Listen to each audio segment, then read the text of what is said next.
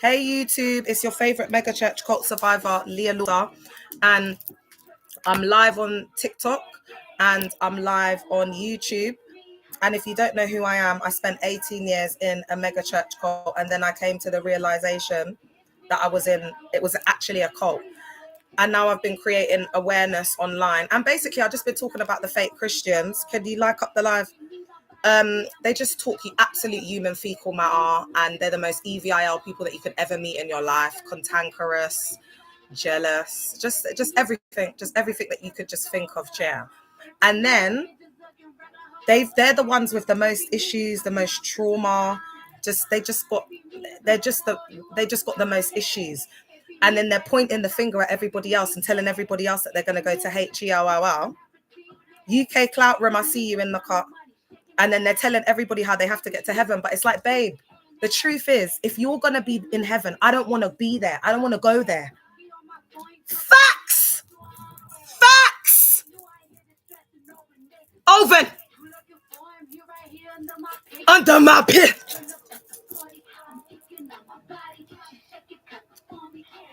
And you know when Cardi reposted me, so it's like, it hits different now.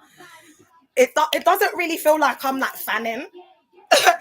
Yo, remember I said it here. It's only a matter of time, yeah, until you see me rolling outside with Cardi. Remember you heard it here first, bitch. Remember because all it's gonna take is for me to get into a certain level, and I meet Cardi. Oh, babe. Oh, baby. Oh my God, Cardi's gonna love me. Are you all right? Oh my God, twins. Are you all right? She's the Princess Diana of her hood. I'm the princess. Do you know what I mean? Real recognize a real bitch. That's why she reposted me. So, guys, I need to take these braids out, man. Damn. Who's the auntie in the back? Me. I'm the auntie in the back. That's me, B. I was in a cult. The cult's first love. Yeah, there's loads of denominations, but they're like Mormons, like Jehovah Witnesses, bruv. Like up the live, you lot. Like up the live. Do you know what as well? I also don't want people who are identifying as saved and believers and going to check. Like, this live just isn't for you. I'll keep it real.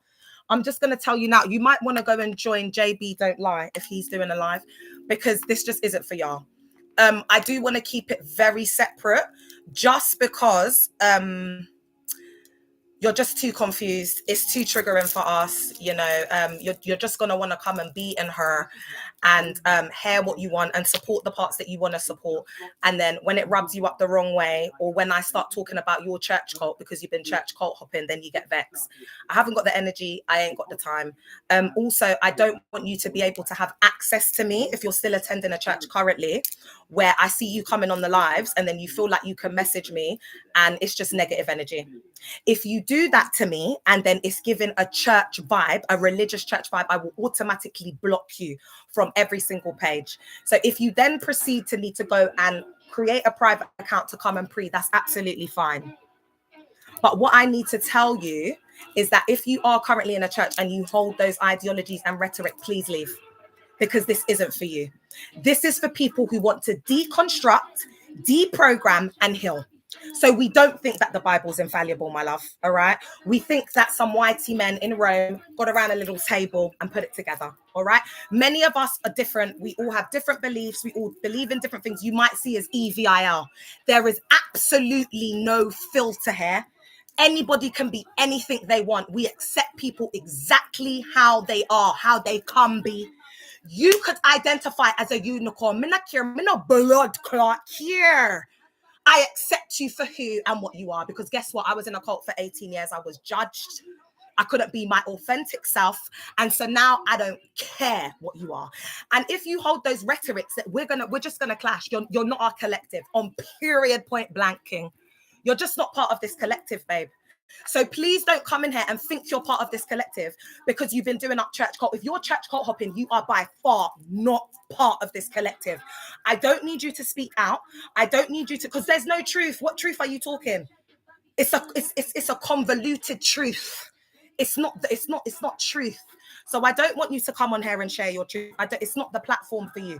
You're going to have to get your people them in your church to create a space for you to come and talk about church cult abuse, all right? Because it's not here. This is deconstructing and this is deprogramming. And as from today, I'm going to be going a lot deeper. And if you ain't ready for it because you know your ass has been church cult hopping, please don't. It's not for you, baby girl. Because we're not going back and forth with you. Oh, Jesus, this and that. We're not doing that up with you because we're past that. We're past that. We're past that. Now we want to go deeper. Now we want to go deeper. Now we're going into secret, hidden, esoteric knowledge and wisdom. It's about gnosis. So if you're not ready for that, then please don't be her. Yeah, because as I said, I'm not here for no Christian. I don't even identify as one. I've told y'all. So I don't know why you lot are you lot in the church are trying to make me something that I'm not. You lot have been teething from a lot of different ancient civilizations, psychology and spiritual practices and cultural beliefs, baby. That's what y'all have been doing up. So when you see a gal like me, know I'm the original. Because many more women have come before me, like Mary Magdalene, like Lilith, like Sophia, like many more. ISIS. You get me? Don't play with me. So it's a blueprint. It's a blueprint. So if you don't like what I'm saying, don't be her. Don't be her. Don't be her. Because I'm going to be going into ancient civilizations. I'm going to be talking about the matrix. I'm going to be talking about the 5D. I'm going to be talking about the 3D. I'm going to be talking about multi-dimensions. I'm going to be talking about quantum physics and quantum mechanics. That's what I'm going to be doing. I'm going to be going into mysticism, and I'm going to be going into blood clot metaphysics to expose their ass like never before. So get ready. Get ready. I'm in a preparation stage at the moment, y'all. So please, I know I've got this beast that's running wild at the moment, but I've got better things to do and think about. So please, if you don't see me on live, it's got nothing to do with her. Do you know what I'm saying? I got time for that, chair. I am ascending. I'm meditating. I'm spending time alone within and with self. And there's a lot of stuff going on behind the scenes. I'm like this close. I'm this close to getting my organization in a big way. So I need a lot of time to focus. So please don't ever think for a moment, if you don't see me on live, it's this, that, and the third. No. You know what? You lot know when you don't see me on here, I'm cooking. But I'm not even cooking at the moment. I'm in the lab. Lucia, do the honors. I'm in the lab at the moment. Do you understand what I'm saying? Thank you, baby. So y'all gonna see. But so if that's not what you're into, then just leave. Because I don't understand why you lot keep coming with your fast self on my live. You're here before the survivors are here. You're locked on her before even the survivors that are part of the collective. You're not even part of the collective, but you're her. Why? It's not for y'all. I'm not here for y'all. So I don't know why you're her. It's so confusing. It's the religious psychosis. Your pastors are getting exposed because their mistresses are opening up to me. Their mistresses are coming to me and telling me, baby, that's why I'm talking about them. Are you all right? The women that are getting graped and SA, they're coming to me, love. So I'm going to talk about it. Love you too. I'm going to talk about it. Are you all right? Of course I'm going to talk about it. Listen, the gyal them that I ride out for the most and the man them, because there's LGBTQ plus one in as well. Don't ever get it twisted. I ride out for them differently. Thank you, Queen. I ride out for them differently. I don't like it when men use and abuse women. I do not like it. And we need to know our power. We need to know our worth. And our worth is not about getting a rich man. That's not what it's about, Chair. It's about unlocking your divinity from within. That's what it's about. Thank you, babe, on Instagram. I appreciate you. All right. So I'm going to give a little overview because I've already got this recording, and then I'm going to go into what I was talking about, okay? So basically, I want to look at the comparison between the Pharisees versus abusive megachurch leaders, members, whatever, yeah? So the Pharisees, as Jesus described them, they showed public displays of religiosity, legalism, ritualism, self-exaltation, spiritual performance, hypocrisy, clean on the outside, but inside full of greed. Lucia, if there's an important comment, can you pin it for me, please? Or any other mods that I have? Have I got mods on? I don't have anything to sing on here, my love. But when a song comes on, I'll sing it. Because I need Cardi on at the moment to stay focused, you know, them ones, because people think they have chat for me. So I've got to channel the energy somehow, because I don't want to talk about it on here, because I have to be letting things slide for the sake of the wider collective movement, because I'm not representing myself. I'm representing a collective. So I can't do what I want to do. I have to do what the collective are telling me to do, which is ignore, block, whatever. Obviously, Daily doesn't know that she's representing God and needs to shut her big mouth, because she's making the whole faith look so bad, and they're under so much heat at the moment. And then what it's also doing is encouraging the EVIL people who aren't even real believers to come on and are supporting it, because they think she's talking about me as doing something, but actually it's making Jesus Christ look really bad. Because what they need to realize is it's not about them and the people in their self-sealing system that are worshipping their pastors. It's actually about the world, you see. That's the vote that counts, darling, not y'all that are severely indoctrinated, because recruitment is the lifeblood of y'all's cult. So if you can't continue to recruit, you can't continue to grow. And if y'all can't continue to grow, then y'all can't continue to build. Ines, please be in the cut. They're very active. Where are my mods? Jay, are you on here, bro? Can you mod for me? If you know you're on here and I know you, hey girl, if you're on here and you know I know you on TikTok, let me know. Christ first, man, what you telling me? Can you mod? Because there's too many of them. I can feel it. It's active. I don't know why I don't even know why they try it, man. Who can mod for me, man? All right, King. Guys, we ain't got time for that tonight, man. No one's got time for it, yeah. Why can't I make you a mod? Wait a sec, guys. Sorry. Why can't I make him a mod? Oh my God, I was pressing the wrong thing. I'm so slow.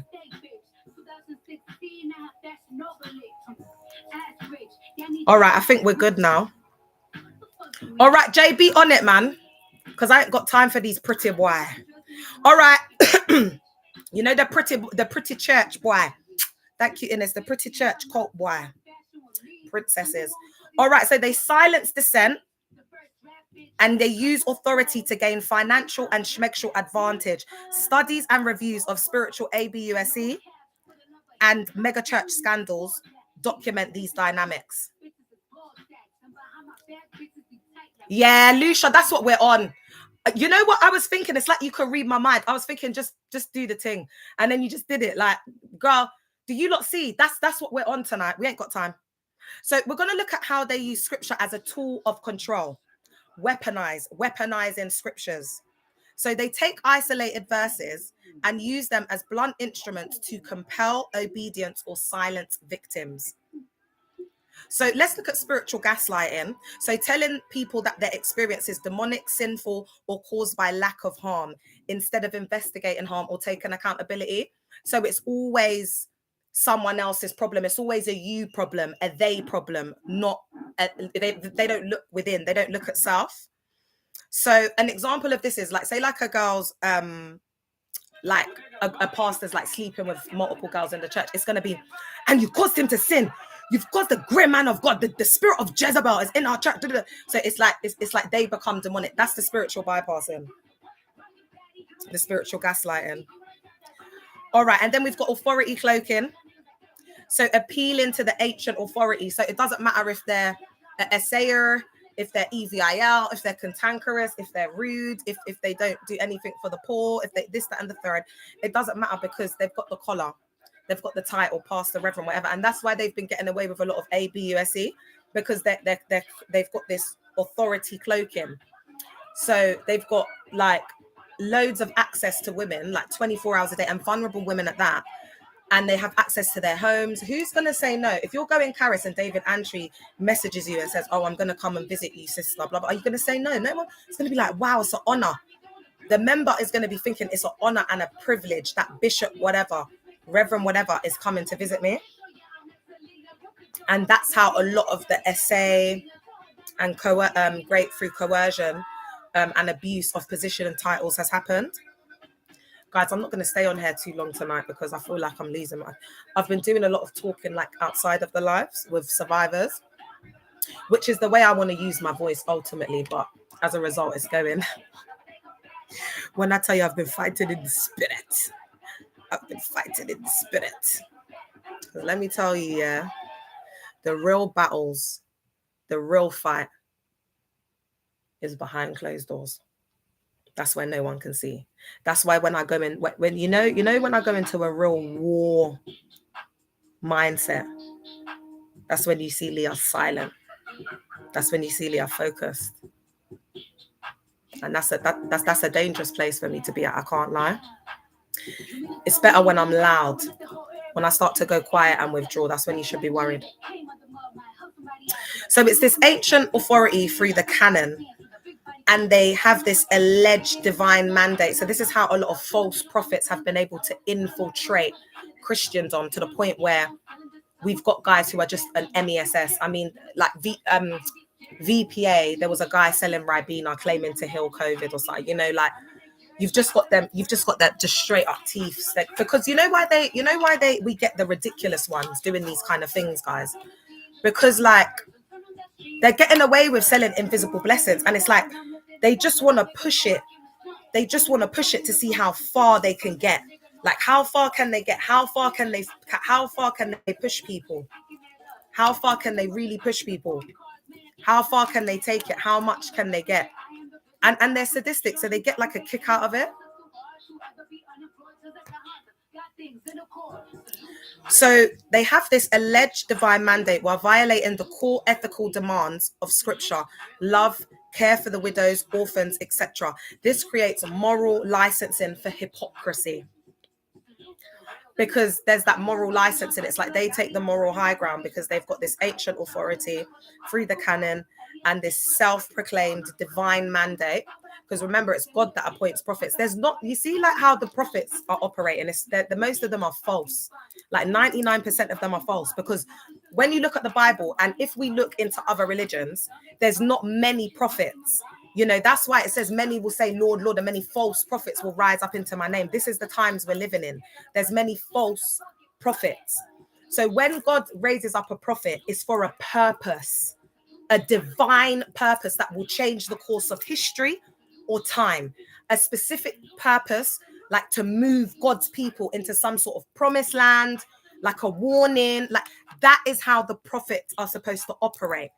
And it might be that there's only one prophet every Jubilee year or one prophet every millennia, or do you know what I mean? Like that's the way God works. That's the way God works. And the issue is because there's so many people that are in these spaces that are false prophets and operating out of psychology, a lot of manipulation. Now that I'm exposing it, people are getting triggered because the bubble is getting burst. They're all in their self-sealing systems, living in the clouds. Their heads in the clouds. They're buying invisible blessings, and they're shabaya satayaba, shitaya bobo sataya baba, shitaya bobo sataya. You know what I mean? Like that's what they're doing up to run away from self. And withdraw straight to your bank, quick and easy. Improve your trading strategy. And it's sad because then what we've got is really unclean, foul, filthy spirits that are like starting these cults. So the seed is rotten. And that's why I said it's like, it's that appearance of godliness on the outside, but within they're just EVIL. Miss Kiko in the car. And that's what we're seeing right now. Do you know, we're seeing a lot of that. It's hypocrisy, and people are fed up. And what I want to talk about is, like, when you correct them about their behavior, yeah, it's like, oh, we're being persecuted. But if you lot weren't doing the things, if they weren't doing the things that they were doing and their behavior wasn't that way, if they weren't behaving that way, we wouldn't have anything to talk about. If we weren't abused, we wouldn't have anything to talk about. If we weren't gaslit, if they didn't teeth from us, if they didn't mess us up mentally to the point where we didn't want to be here anymore, we wouldn't be talking about it. We can't all be sitting here and making it up, babe. That's lunacy, but that's because you lot are. You're in religious psychosis. That's what y'all. You're not there all there, babe. You desert everyone when you're in these cults. Your family, everyone, they'll be in there brainwashing you, telling you have to HATE your mother and father, your brother and sister to follow Christ. They don't understand. It's the same bars, man. They just do the same things. That's why they want to keep you separate. They don't want you to, hey, They don't want you to talk. That's why silence is compliance. We need to talk. That's why when you hear survivors come from UCKG, RPF, First Love, Mustard Seed, Pleasant Surprises, RPF, NGRM, Faith and Victory, Spirit Embassy, Christ Embassy, whatever, Candlelit International, Ministries of Worldwide, Eagle Movement, Mountain of Fire.com. It's just ridiculous. And then they've got all of these acronyms: JTCC, KPPP, KAC, TTP, TICC, KIII, LPPPP, V2V, KP2, 222. It's just like, what? What are you lot doing up? What are you doing up? That's word. So the behavior is very strange and weird. So they have ritualized righteousness used to mask unchecked power. Both systems value outward holiness while protecting insiders and punishing those who name harm. Because then when somebody calls out the pastor or they call out the man that they're worshipping, that's their God, it's like, no, you're the Jezebel. It's your fault. You're lying. You're this, you're that. Because they've got that kind of, they're just liars. They're just liars. And this is the same pattern that Jesus confronted with calling out the Pharisees. And they were actually the ones who unalived him. They didn't unalive Jesus Christ because he was saying he was the Messiah. There was many men around that time claiming to be the Messiah. Thank you, Buba. But what it was, Jesus Christ had influence. Jesus Christ drew the crowds. Jesus Christ was a threat to their imperial systems and structures of the time. Okay? Like when he told that man on the Sabbath, like, you know, all of them things, like he was breaking the chain,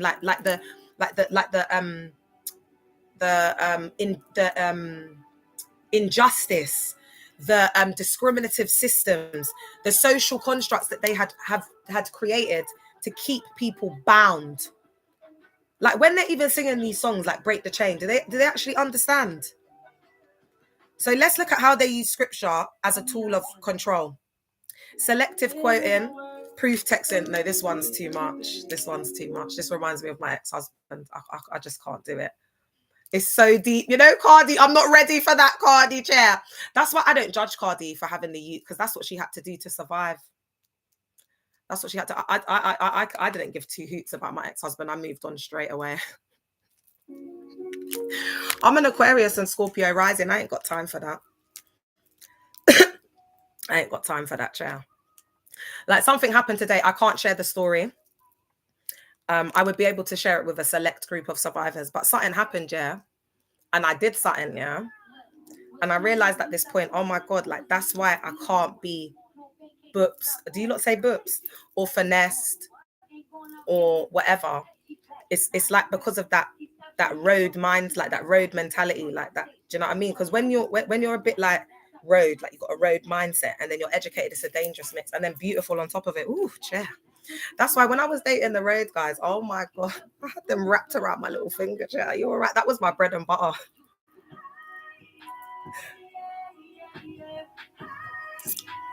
I always know what to do to stand out.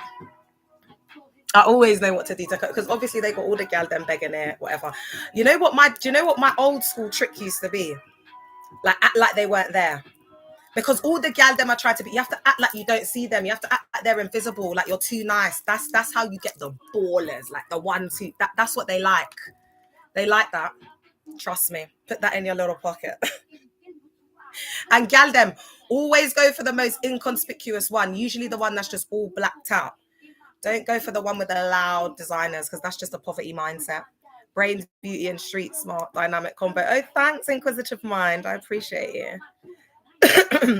Yeah, man, I have to give you the tips, man. Because I'm celibate now. My boyfriend unalived in 2007, but you know, I'm deconstructing and healing from it. So I just want to meet him on the other side. And no man will ever love me the way Jason did. You know, justice for Jason McPherson. I don't want to get emotional and cry tonight, but I have been thinking about him recently, guys.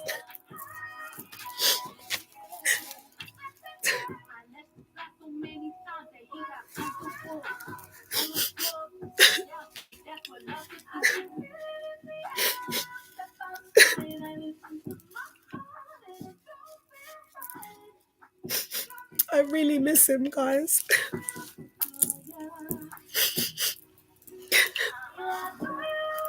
And with this Jason thing, like, what you'll notice is that it comes in waves. So it could be like this whole situation that's happened just like triggered it. Because how he got unalived was he got set up by his snake of a friend. And then I went on a podcast, a SMG TV podcast, and it was just a setup. They just lied to me. I'm going to release all the receipts on Sunday. And it's just triggered all of this unresolved trauma with how like he unalived. But I need to unpack it. You know, I came to one of the realizations that what actually led me to doing that podcast, because I know a lot of people have been sitting there and thinking, Leah, why would you even go to that? And as I said, I wanted to support, you know, I just look like Mandem trying to do something, you know, in the hood. And I think I do have a soft spot for, you know, like disenfranchised, vulnerable men, like black men from the hood and whatever. And I just think it's because it I can see now how it could be a weakness and an oversight for me and potentially put me in dangers. So I've had to guard my heart a lot more, and I've been spending a lot of time in reflection and realizing that, guys, I might get emotional. Jason's legacy lives on through me. And do you know what that is? His heart. And it took this experience to show me, you know, like I always say, like, I've got heart, like.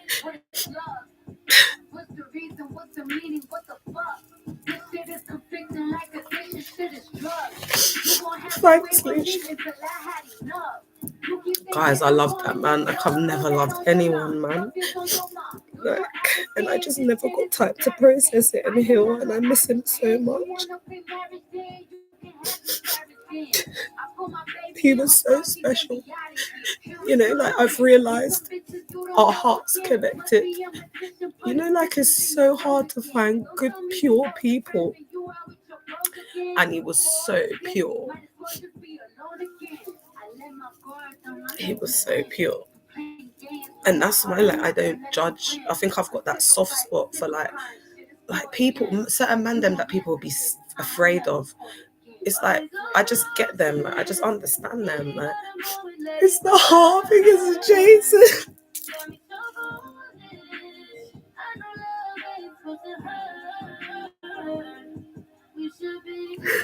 Because he was such a gangster, and I saw like the soft side of him. Like, he was a good guy as well. Like, but it's like I saw a side of him that I don't think anyone else saw.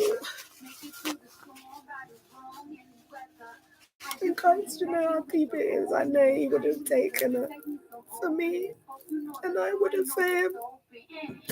I was his ride or die.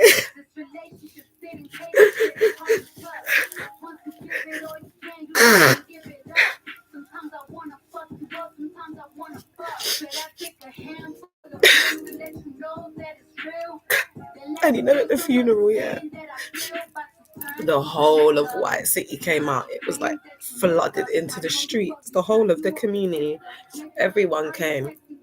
Because like, he was such a good person. Like, everyone showed up to the funeral. It was packed.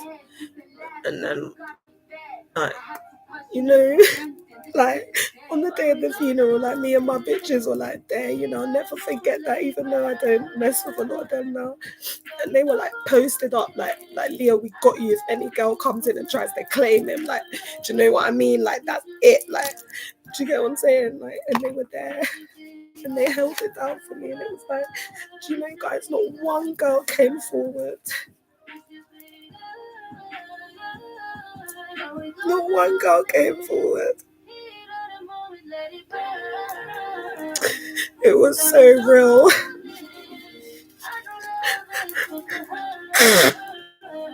Oh my God, I'll never love like that again. There's just no point, man.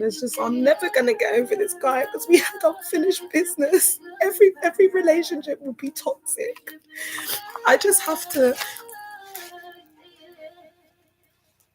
spend this lifetime kind of working through and processing what happened to him, because I went into the cult, like, it was like a couple of months after he unalived. So I never got a chance to grieve him. So it's almost like it set me back like 18 years or more.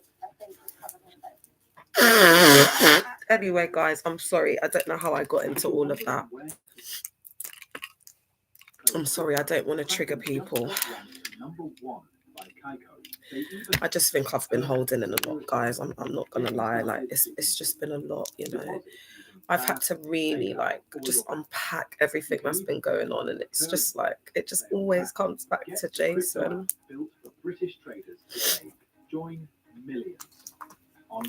It always comes back to him. Like, I don't know why it stopped on Instagram, chair. All right, let's get back into it. Hey, Insta, I'm live. It's Leah, your favorite mega church cult survivor. They just locked off the live. I'm not sure why. Probably these dusty cult troll man them and gal them. Anyway, I've been talking about, I just had a little emotional moment. I've been talking about how these fake Christians, they present like one way to us, and then behind closed doors, they're just fake.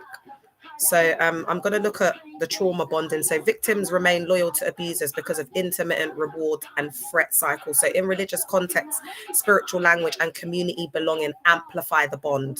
So recognizing trauma bonding helps survivors understand why leaving or speaking out is so complex. And the reason what makes it hard to leave is because they make it like a family and a community. So if you're like a care experienced child, you haven't got a good relationship with your parents or your mom or something like that, you're going to be at higher risk of being recruited and then getting wrapped up in one of these, what I call, well, in cult psychoed, we call self-sealing systems, which are cults disguised as churches, okay?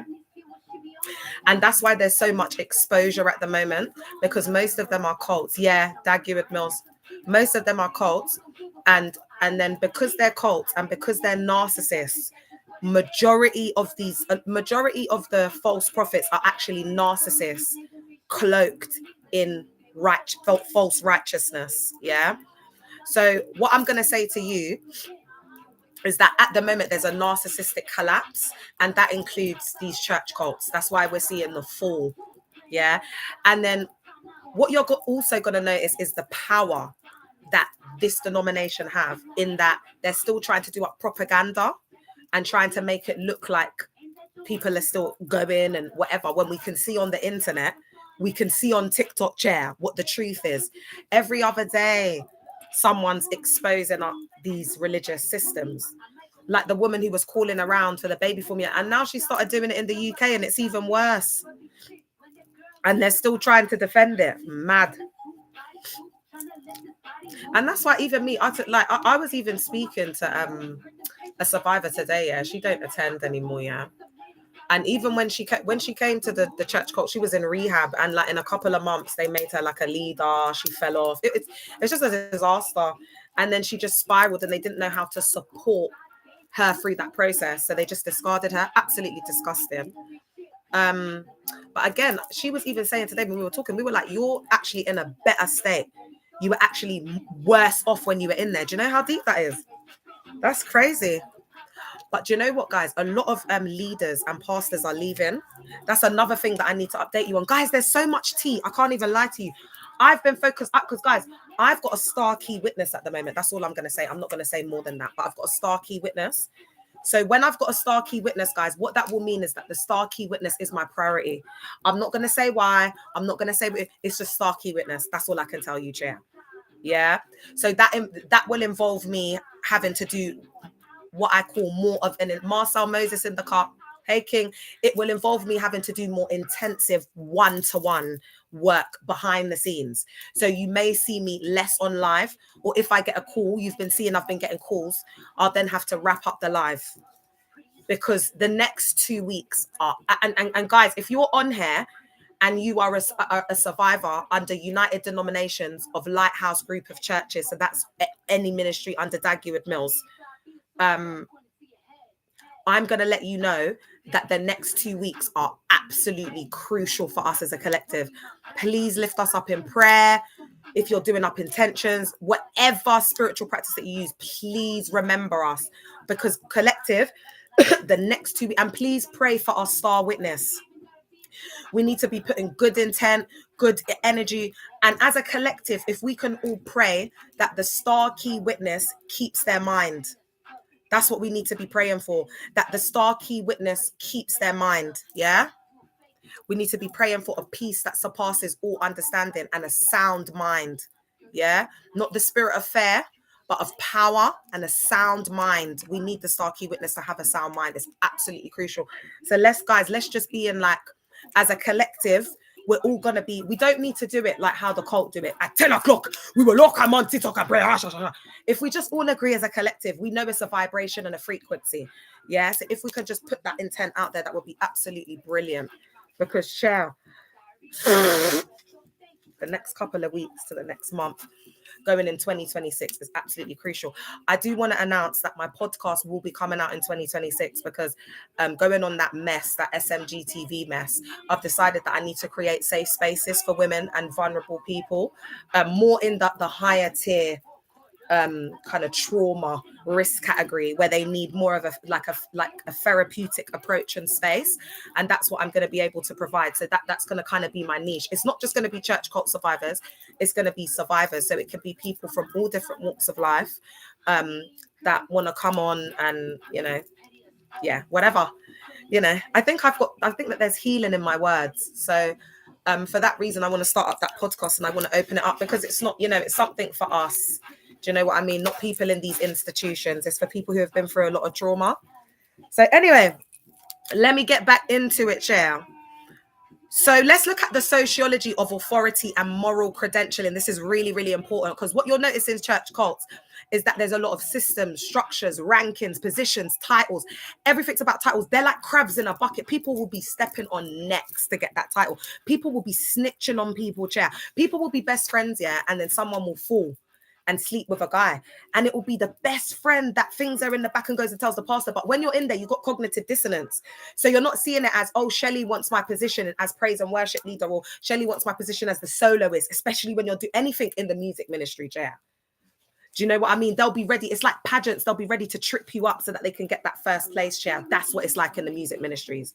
It is a jungle in there, Chair. But they won't be seeing it like, oh, she's told the pastor to like set me up because she wants my position. She's seeing it as, oh, she's done that because she's a daughter of the house.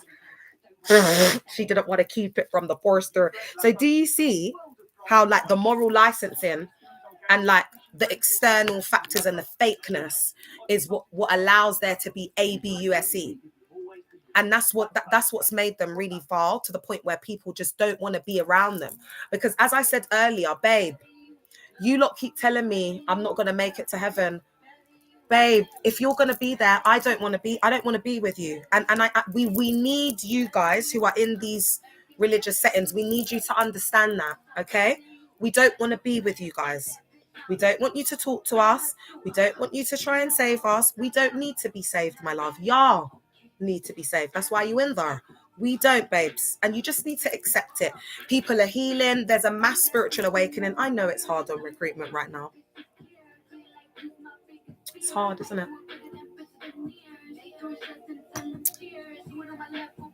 Do you know a couple of people that they're not survivors, they're just people who are part of the collective that follow the movement, yeah? Like there's a few of them who said now, like, because you know, like they just like to target young, pretty girls as well, especially the Karis man them. They're so that because they got quite all right looking ones in there. Anyway, let me get to the point. They just start playing my content. Guys, I think that's a good idea. When they come up to you, just start playing my content on full blast because it's been working. And then they proceed to say, do you think I'm DUMB? I'm not one of them DUMB young people, you know. I was like, yes, queen. I was like, yes, queen. I thought in my head, I'm going to share it with the collective. That's what y'all should do. Hey, Ruth, how are you doing, my love? Shooketh. All right. So I'm going to look at key scriptures now. And we're going to look at like why, when their behavior is just absolutely appalling, but they're quoting scripture. So a good example is what's been happening with Danny. I think I've had more self-respect. I've had more dignity and class in the way that I've handled myself in this situation today. Because she was doing it all for clout, likes, her 5 minutes of fame. I hope she enjoys it. Hey, Rachel's World, how are you doing, my queen? And this is why I started to talk about, because I've been speaking to a lot of survivors behind the scenes, and they've been saying it's just absolutely disgusting. Hey, Ange, Queen Ange in the cut, Hills in the cut. It's like, how can you behave like that? Like, your whole rhetoric is that you don't want me to send people to hell, but here you are looking like a SLAGE washed up 304 with a cheap blonde wig and all your breasts out. Like, I don't see how that's going to bring people to Christ. You effing and blind and swearing on, like, I don't see how that's going to bring people to Christ. I've never claimed to bring people to Christ, because I'm not claiming, I can't possibly be and do everything that the canon Bible expects of me as a woman, because it's a misogynistic, patriarchal, male, egotistical, male dominated, unrealistic expectation of a fairy tale perspective of what they expect a woman to do. And a lot of women have unalived or just straight up look just washed up and old. That's why a lot of the aunties, they don't look old in the face, but they're just washed up, because unfortunately, the husbands just use and abuse them like a doormat. So Isaiah 54, this is the reading for today, because as you know, when I do a little reading, my lives always last. Sorry guys, I thought the moon was out. All right. He was despised and rejected by men. Actually, let me start from here. What is this? I just opened the Bible randomly. This is Isaiah 54. This is another one of my favorite Bibles. Very unusual. I like to go to, you can get thrift bookstores.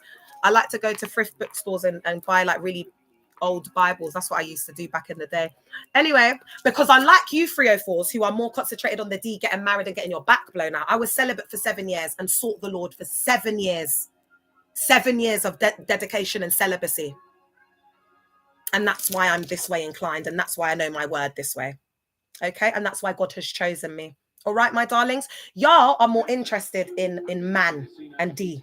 That's why y'all in there. So, okay. This is Isaiah 54. No, it's Isaiah 53. Sorry. Yeah, Isaiah 53, I think. Chill. No, it's Isaiah 52. I stand corrected. A bit of verse 2. And no beauty that we should desire. Hey, Kokanga, I'm good. How are you? He was despised and rejected by men, a man of sorrows and acquainted with grief. And as one from whom men hide their faces, he was despised, and we esteemed him not. Surely he has borne our griefs and carried our sorrows. Yet we esteemed him stricken, smitten by God and afflicted. But he was wounded for our transgressions. He was bruised for our iniquities. Upon him was the chastisement that made us whole. Oh, every time I think about, and guys, look at the little picture of the lamb there, because Jesus is the lamb. Oh, let me just say that again, because that is, surely he has borne our griefs and carried our sorrows, yet we esteemed him stricken. That's why when Jesus, like the whole world, like, it's like, Leah, how'd you do it? The whole world can be against me. I don't care. The whole mega church, I've got Jesus. I don't care about their opinions. I don't care about what they say. I don't give a damn. I've got Jesus. The real Jesus, not the fake one that they've packaged, not the whitey colonized man one, not the blue eyes, hair, shabaya, doing up all of that, following a false man that I'm worshiping. I got the real Jesus. You don't need that. Jesus left us with the Holy Spirit. Like Jesus talking to you like how we're talking here. So if you need to be going, you need a middleman and be going. Yeah, in it to be like when you come out, it's so simple. It's so simple. Like the simplicity of Christ is so simple, but it's like they over spiritualize everything in there. It's the mystical manipulation. Lucia, are you clocking it? It's the spirit, it's the mystical manipulation. Smitten by God and afflicted, but he was wounded for our transgressions. He was bruised for our iniquities. Upon him was the chastisement that made us whole. And with his stripes we are healed. Oh, I love this verse. And we like sheep have gone astray. We have turned everyone to his own way. Isn't this a beautiful version? And the Lord has laid on him the iniquity of us all. Thank you for the follow. I left the church in 2023 and I generally feel like I made a mistake converting. Converting to what? Converting to Christianity. There's so much emphasis placed on soul winning. Oh my God. Do you know that? Do you know even the way that they say souls? I find that very disturbing. Do you know what I mean? The way they say like soul winning and we need a soul. You're right. The blue-eyed Jesus is an Italian named Caesar Borgia. Ooh. Oh my God. Oh, I haven't looked into that. Oh, Dennis, you've been deconstructing. Yeah, I converted as a teenager. Yeah, but none of it's real, babe. None of it's real. It's the conversion is the conversion of the heart. I was in the cult. Since I got out, I cannot read the Bible because I have trauma. All right, but guys, I won't read the scriptures anymore then because I don't want you guys to get triggered. I'm sorry, babe. I will try not to read so much of the scripture because when I came out, oh my God, I couldn't even pick up the canon. Can I just say that, guys? And if I read some of the scriptures and it's triggering you guys, don't feel like you can't say to me, oh, Leah, can you just do a quick one today? Or do you know what I mean? Don't feel like you can't do that, guys. They boast about how many people they get saved to guilt trip you. Oh my gosh, yeah. Guys, you know the soul winning thing is mad, yeah, because they have targets. So they have these call centers. They used to, I don't know if they're still doing them in First Love, but they used to have these call centers, yeah. And we used to have to come on a Saturday and they used to put all our targets on the screen. You know, the big wide, it's like a cinema. It's like a cinema because you know this is a cathedral, big wide screen, yeah. And they'd be putting all our targets up and we'd all be there, not communicating with each other, not talking to each other. We'd just all be there on the phone. They would get you to call every single person that you've spoken to on outreach for the year. Caris is the same. They're so indoctrinated. So they would get you to call everyone. So we would be there for like 5 hours, calls. And then every hour they would ask us for updates. How many people have you got confirmed? And then you would have to tell, it was Pastor Emmanuel Baden at the time. Oh my God. And then you'd have to tell him how many, and then they put it on the screen. So 2, 5, and then they would do them by like centers.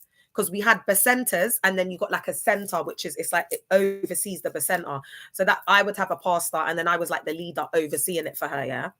So we used to have to come, and then I would be the leader. So this is what they think serving the Lord is. I would be called, this is how I wasted my life. I would be calling the people, oh, we've got to gather at whatever time, sending out messages on behalf of LP, whatever, wasting my life. Then I'd be going to Oxford Street or going whatever. Yeah, they do percenters in PSCI because it's all the same denomination, girl.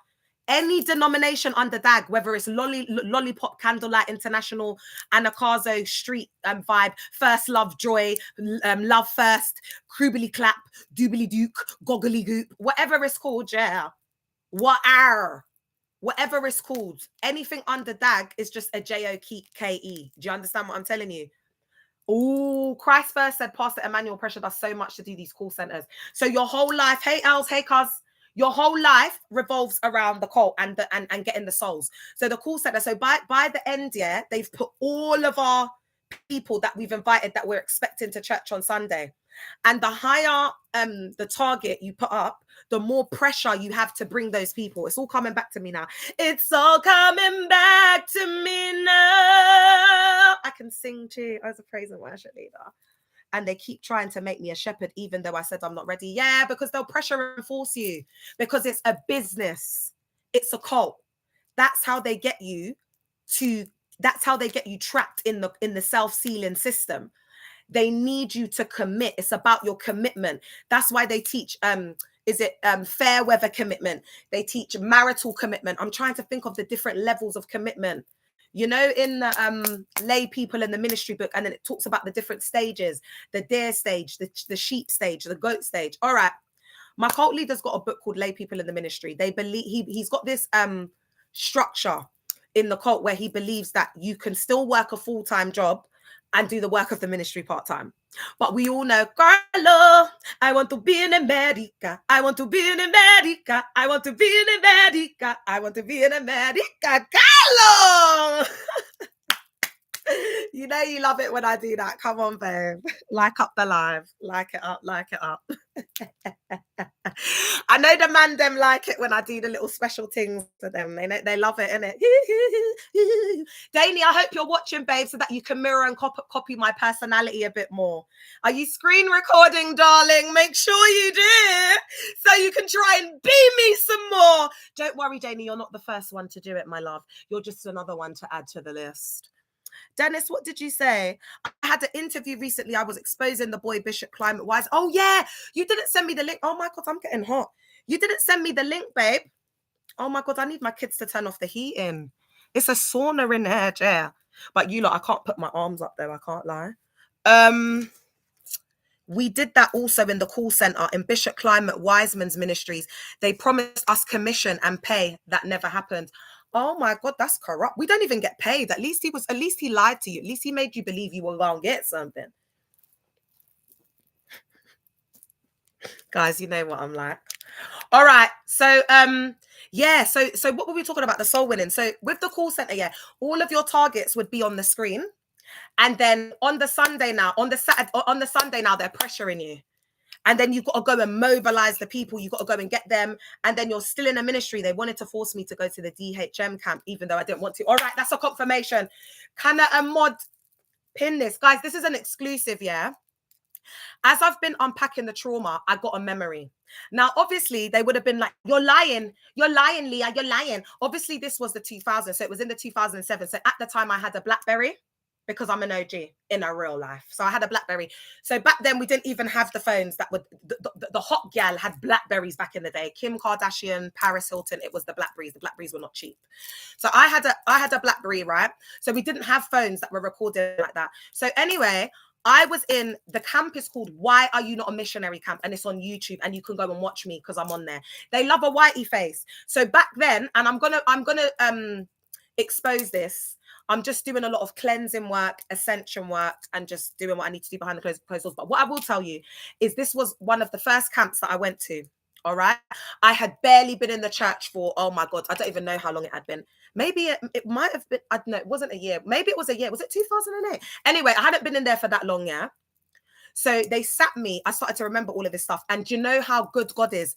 Because they were so thirsty to show my whitey face, because that's how they see me. They're like an Obroni, like an Oyembo, yeah?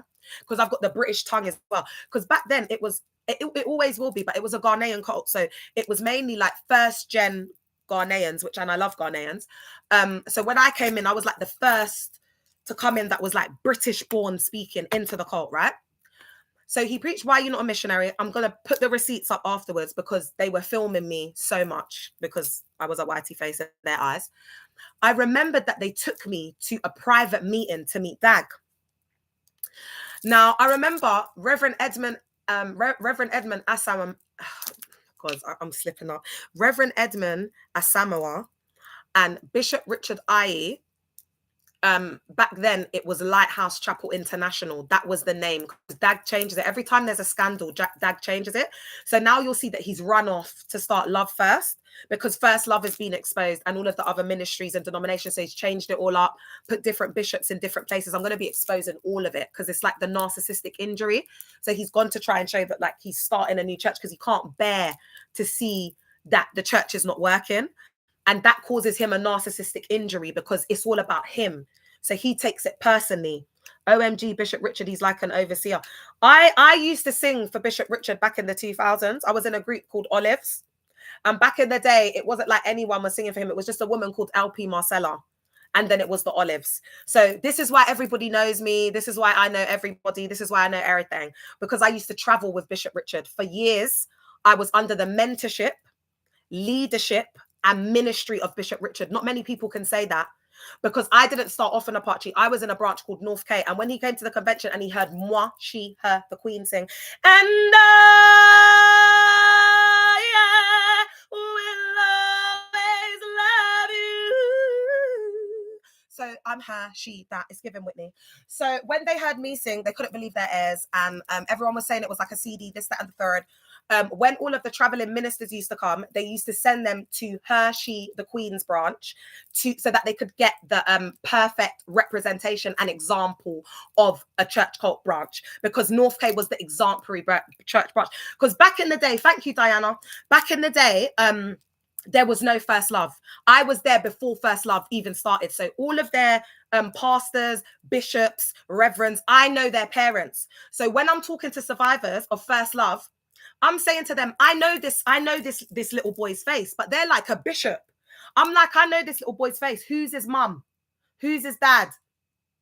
Because remember, when I was in the cult, they were like 3 years old, in their mother's tummy, just born, 5 years old, 4 years old, because I'm old school in the cut. So when they show me the parents now, I know that's their mum. So this is how I'm exposing the cult. This is how we're exposing it as a collective. So for example, Bishop Allen, that they just appointed recently, that they've sent to Brazil, his mum is LP Betty. I want y'all to go and tell Mr. Bishop Allen that it all makes sense now, you see. Why his mother would have been able to get away with all of those shenanigans that she's been up to. And her 304 husband. That's Alan's stepdad, I believe. He's got quite the reputation, hasn't he? Mr. Bishop Allen. So it makes sense. Thanks for the follow, Angie Love. So it makes sense, Bishop Allen, that that's why mummy gets away with it. Because word on the street is that he brings a lot of people to the church cult. He's got like one of the biggest percenters, this, that, and the third. Thanks, Carlo. So Bishop Allen, get ready. I'll be exposing your 304 of a mother, LP Betty, with receipts in tow. And I've been waiting. Oh, Betty, how are you, babe? Do you know what? Yeah, I remember Betty from back in the day, bless her. Because that's why I was explaining to you the pecking order. Yeah? Because, hey, beautiful hands, in the ministry, everything's about titles, roles, positions, ranks. So I wasn't a pastor, but I was a worship leader. I was a TSA, which is a talented solo artist. These gal them don't need to be a pastor. I don't know if Sanach is a pastor now, but I was like that level. So there's like a special ministry it's like an elitist ministry when you're gifted, which is like the singing ministry. So you don't have to be a pastor or whatever, but you have like, it's a special ministry and you have a special grace, but then there's like ranking and pecking order within that. Because if I'm singing for Bishop Richard and he started all of the branches in the UK, Madelish in the cup, Madelish. So you're making me forget, man. Gwe, are you a mod on here?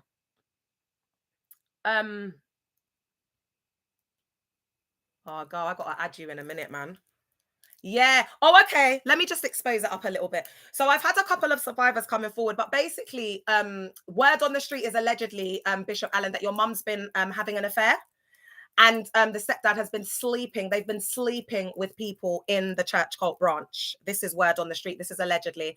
And also, I've had other survivors come forward and tell me that your mother used to throw parties back in the 2000s, and they were all drinking and they were all dancing very provocatively. And your mother was also listening to worldly music. Other survivors have suggested that they saw your mum was dancing inappropriately with another member of the church cult. All of this is going to get exposed. So Betty, start shaking in your boots because you're a thief. Thank you, Queen Innes. You're a thief. You know, you've been doing up little, you know the little thief in pyramid schemes where they're getting people to invest their money and all that. Her branch, there was all the branches in like all the branches that come under like Northwest London were coerced and gaslit into doing up like, them pyramid schemes where they give the money. Yeah, flame it up, man. You know where they give the money and then pastors are running off with the money. Do you know that allegedly, word on the street is that LP Betty still owes people money to this day? Thanks, Hans. But all you need to know is that she's just been they've all been sleeping around with each other in there. Do you know what I mean? They've all been sleeping around with each other. So I don't know if Bishop Richard's aware. But if he isn't aware, he's going to be aware now. There's more to come. That's just a little flavor. I will be doing a piece on it so you know who you are. I'm going to be hitting you up. Let's not make it bait. I'm going to be hitting you up so that the little extras can be added onto it. But the tea at the moment is Bishop. Okay, all right, guys. Oh, F it, man. Let me just give you lot the tea in it. I'm going to give you lot some major tea, yeah? What we're seeing now I'm going to say when I say Lighthouse Chapel, I'm just going to say UD. That includes all denominations under Dagwood Mills, whether it's Lighthouse, Pleasant Surprises, Mustard Seed, First Love, whatever, it's all the same. What we are seeing now is like the second generation of the high-ranking members' kids, and they have strategically created positions and appointed them as bishops and reverends. There's people that have been they're rotten in that cult. Rotten, wasted, and washed up, waiting for a position. There are people who their dad has appointed like sons over their dads who have like basically built the church from scratch, and that's how they ABUSE people. Thanks for helping expose the gospel church in Wembley, not just JB don't lie, but the rest. We're now free. Oh, thank you, babe. Can someone pin that? Thank you. I love Sideshow Bob. You have to make sure you come on here because I'm taking out my braids soon. And every time I take out my braids, I say I'm Sideshow Bob from The Simpsons.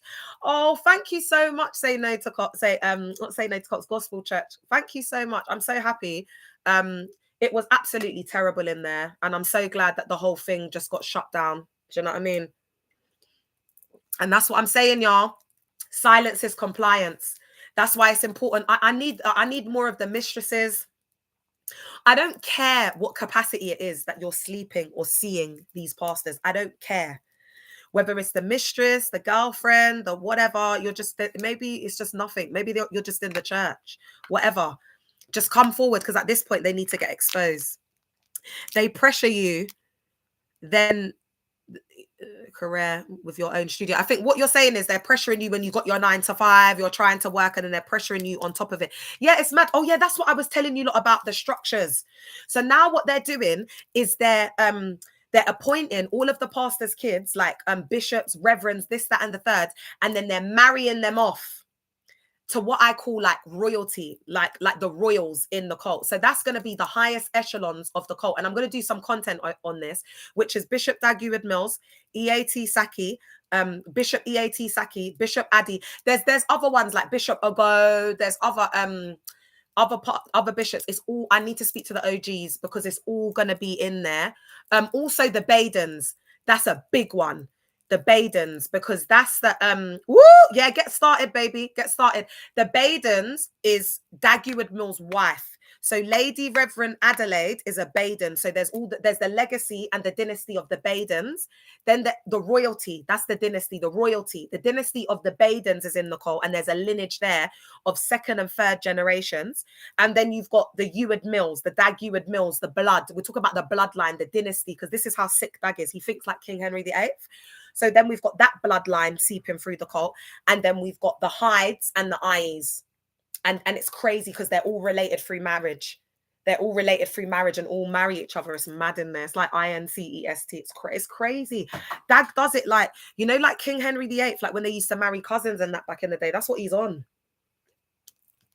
They grow them to be like brother and sister. They're not even attracted to each other. And then they arrange the marriages. Anyway, this is what my theory is. Now, Bishop Alan is 23 years old, and he's been sent as a missionary to Brazil. Funnily enough, E.A.T. Saki was sent to Brazil, I think, as punishment, because he's just an he's an essayer and a pred. You know, LP Ida allegedly was sleeping with, is it Jeffrey or Jeremy, the younger one? You know, E.A.T. Saki's son. She was sleeping with him allegedly, and word on the street is I've got eyewitnesses that have told me that they physically saw either Jeremy or Jeffrey. I can't remember. Can someone help me? Which brother is it? He was at the grave because, you know, they've got a cemetery on the compound that Dag calls the Anakazo Bible School. So on the compound in Ghana, in Mampong, there's a cemetery. And in that cemetery, it's deep. He went from pastor to bishop. Yeah. Oh, yeah. He just went from pastor to bishop. It's just been a big jump. So there's a cemetery in there, and his mum's grave, Juanita, that's not even her real name, because Dag changes the names of women in the cult. That's how crazy he is. Like, he wants ownership over the women. Like up the life. So he went there, yeah, and at the gates he got stopped, and they removed him off the premises. Guys, catch the tea. He was screaming at the top of his voice, "It wasn't my fault. I just want to come and visit my mum's grave." He started shouting and saying, "She was the one who abused me. I was a child. I was only in secondary school. I was young." So word on the street is that Ida essayed E.A.T. Saki's son. And I believe that, but it's alleged. It's just alleged. It's allegedly, put a record on. And allegedly, Bishop E.A.T. Saki has 3 children with a bishop's wife, and they did the DNA test, and all 3 children are Bishop Saki's kids, allegedly. So it's just a schmegs. cult at the moment, and it's just covered in hyper religiosity and like, you know, fake righteousness. So anyway, so this is my theory about Bishop Allen. Clock it. What I've clocked is, all right, I'm gonna have to try and remember this. Paula, which is Dag Heward Mills. So Dag Heward Mills is the overall cult leader who started this. He's the god. He's the prophet. He's the HBIC, yeah? So Dag Heward Mills' daughter, Paula, is married to Ryan Hyde. You lot have to try and catch this. Now, Ryan Hyde is the nephew of Linda Hyde, which is Bishop Richard Iye's wife, and he is the god of the UK. So Bishop Dag's youngest daughter, his golden child, Paula, is married to Ryan Hyde, which is Linda's nephew, which makes him Bishop Richard's nephew-in-law. So that's the first little matchup. No. Sorry, I've got it wrong. Ryan Hyde is Sister Leo's son. I've got it wrong. Sorry. I'm so rusty. There's so many of them, it gets so confusing. Let's scrap that. Ryan Hyde is the brother of Leo Hyde. He's the one who follows Dag around like the security, and he goes on the Healing Jesus Crusade and whatever. Sister Leah was married to, I think it was Michael Hyde, and he is brothers with LP Linda, which is Bishop Richard's wife, and Reverend Stephen Hyde, which is Mother Adara's husband. So the Hydes are Reverend Stephen Hyde, LP Linda, or I don't know what she is now, a female bishop. And then Sister Leo's husband is LP Jane, which is married to Bishop Richard's brother. Do you see how INCEST this is a cult. This is a cult. So all you need to know is that Heward Mills' daughter Paula is married to Ryan Hyde. The Hydes are related to Bishop Richard through marriage. So that's the link. Then you've got Yavela and Bishop Kent, and that's a little arranged marriage. The only reason why Kent got into that is because he's rich. He's been brought up in a good home, and he's been there since a teenager, apparently. So that's their little coupling. I don't really know much about him. And then because his one's a bit unusual, because he's not like a pastor's kid. Like usually they'd have to be like a pastor's kid. Do you get what I'm saying? To be able to marry that high up in the cult. So the only thing I can think of is the wealth and the fact that he's been there since he was 14. So he must come from an elitist, respectable family, wherever he's from. Like king status, in order for Bishop Richard to let him marry his golden child, Yavela. And she likes nice things. Yavela likes expensive things. She likes designer. She's always been like that from back in the day. So that's why I think they got hooked up. So I've done Paula and Ryan Hyde. So do you see that even though she's not carrying the Heward Mills name, it's still the legacy is still carried through the Hydes? Because the Hydes are like, they're all related through Richard and Dag, and they're all a family. Does that make sense? So it's you know how you have to think of it like a spiritual bloodline, and then out of that spiritual bloodline that Dag's created, there's royalty, there's like dynasty and headship and all of that. So you've got Paula and Ryan Hyde, and Ryan's been groomed since birth. He's the son of he was the son of a reverend, and he's also the son of a female bishop, and his mother was the first female bishop that Dag ever appointed, Sister Leo. She was also sent as a missionary to Philippines, and that ministry brings in a lot of money for Dag. They love her out there, but Sister Leo's nice though. I did like Sister Leo. She's a likable character. She's very lovely, so that's why she does well. So she went to the Philippines, and her husband was, oh my God, he was so, I even watched the funeral because I was brokenhearted. I was bawling, man. Her husband was so nice. He was such a pure soul. So it's a shame. I can see Leo's been corrupted. Leo was such a lovely boy. And I can see now he's just not the same person. When I tell you Leo, he was just like a light that just came out of him. He just used to be a shining light. He was such a good guy, man. I used to love him. He was so respectable, so lovely, like his mum. But Dag's contaminated him. He's been turned. He's dark now. He's dark. I can tell he's crossed over into the dark side. It's like when I see him, it's not Leo. And it breaks my heart because out of all of them, I really did have like a bond with him. I loved Leo, man. It's sad. And because his mum was so nice, and she used to be the pastor of Milton Keynes. Because back in the day, we used to have the Tuesday services in the cathedral, because we never had internet like this. So everyone used to come on a Tuesday service. People from Milton Keynes, people from Scotland, yeah. People used to get on coaches from Leeds, guys. It was bad back in the day. The coercive control was crazy. And you like I remember this guy's like a pastor that's left here, and he's from the north. He came like it was Leeds, all the way from Leeds. Sister Philippa, a message was sent on behalf of Bishop Richard that they've all got to come to this meeting.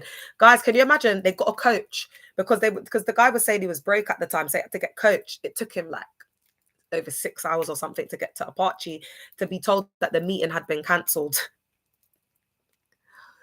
Oh my gosh. Can you imagine that? What was that? How did I get into all of this, guys? What was we talking about? So, oh yeah. So you've got, I don't know who Leo's married to. I don't know, but he's married to someone. I don't know. And again, that Emmanuel Baden, he's married to a girl called Eden. I don't know much about her, but I said to them, I said to a survivor, all I'm going to tell you, I don't know nothing about this girl, but I said to you, one thing I do know is that she's from an elitist, well-known family in Ghana. Because the only way, because Eden was dressing like a 304. She was looking like a strange woman in a Jezebel. So I was thinking, how was he allowed to marry her? And then I clocked, like, if they're in the cult, but they're not like, they don't have to be like heavily involved. They could just be like around and whatever. But if their family and their name holds weight in Ghana, because Dag's an elitist and he likes having connections and power in Ghana. I don't know if it's about the lodge, guys. It might be about the lodge. Thanks for the follow. I think it's about the lodge. I think they're all Masons. Because there's another one called Aisha. I don't know what her surname is now. Is it Bonsu? Yeah, Jeffrey and Jeremy Bonsu. Is it Jeffrey and Jeremy Osei Bonsu, the twins? And their sister is Natalie Glover, and she's married. I'm going to be exposing you, Natalie, and your brothers, and his HOE of a wife, Aisha, because I know all her business share. Aisha Cora's dad, the one with the blonde bald head that sings worship in Carden Road. So if you attend that church cult, this is the time to start sharing with all your brethren. Her dad is like some diplomat or something in Ghana. She told me that out of her own mouth. Yeah. So when her wedding got televised, I weren't in the cult at that time, but when her wedding got, I don't think I was. Or was I? I think I was in the cult. I don't even know. But her wedding was televised anyway. And I was just thinking, why? She's not even anyone important. She hadn't even been in the cult for long. But the reason that she got that is because of who her dad is in Ghana. So they're very elitist in there. If your family is someone, the doors will be open. Like another example is, I'm not going to say the girl's name because I don't think she was ever really into the cult like that. And I think she's left. And she was a lovely girl. She was the niece of Bishop Eddie Addy. And then can someone just get that girl off? And then she just popped up in the church one day and she was just placed in praise and worship. And it's really hard to get in praise and worship. Like they'll tell you have to be like more spiritual. You have to be around, like be in the choir first, prove yourself. But this girl straight, automatic, like she got like straight away fast track into praise and worship. And she had a good voice. So that's another example. So they're very elitist. So a survivor confirmed to me that Eden's family is in fact rich and is in fact like the family name holds weight. So that's why Emmanuel was allowed to marry Eden. And also if the family is respectable, because it's not about Christianity, guys. If the are you on your other account, babe? Because it's full on here. I'm gonna have to delete people, and it's like are you? Can you come on your other account, mod, babe? Oh, you're not. All right. So if the family's rich and the woman has been brought up with like etiquette, you know, she's respectful. Oh, how do I do it? She's respectful. She knows how to treat like pastors and stuff. Because I was trained as a daughter of the house, yeah.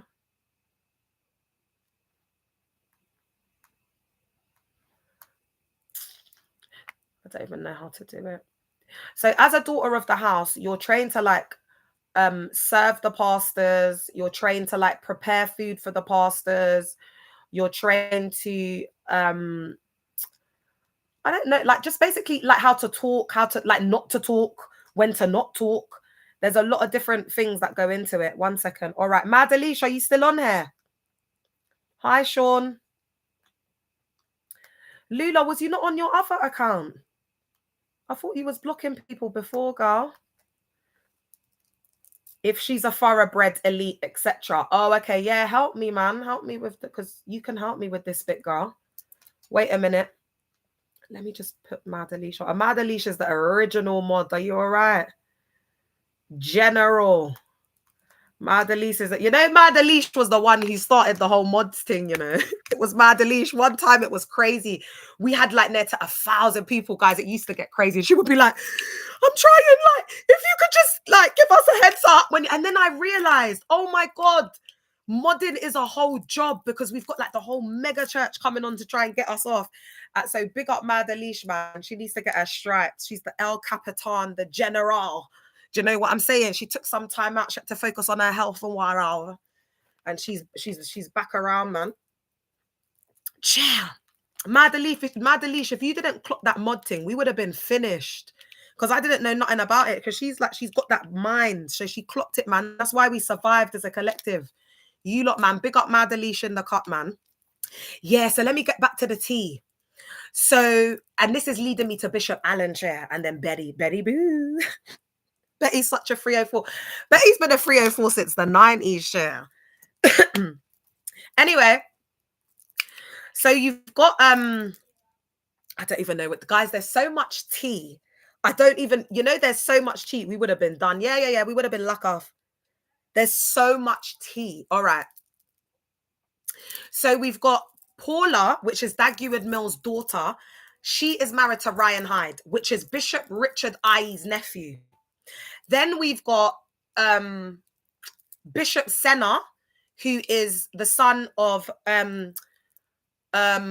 Reverend Stephen Ajapong. That was my pastor for 2 years. I used to sing for him, I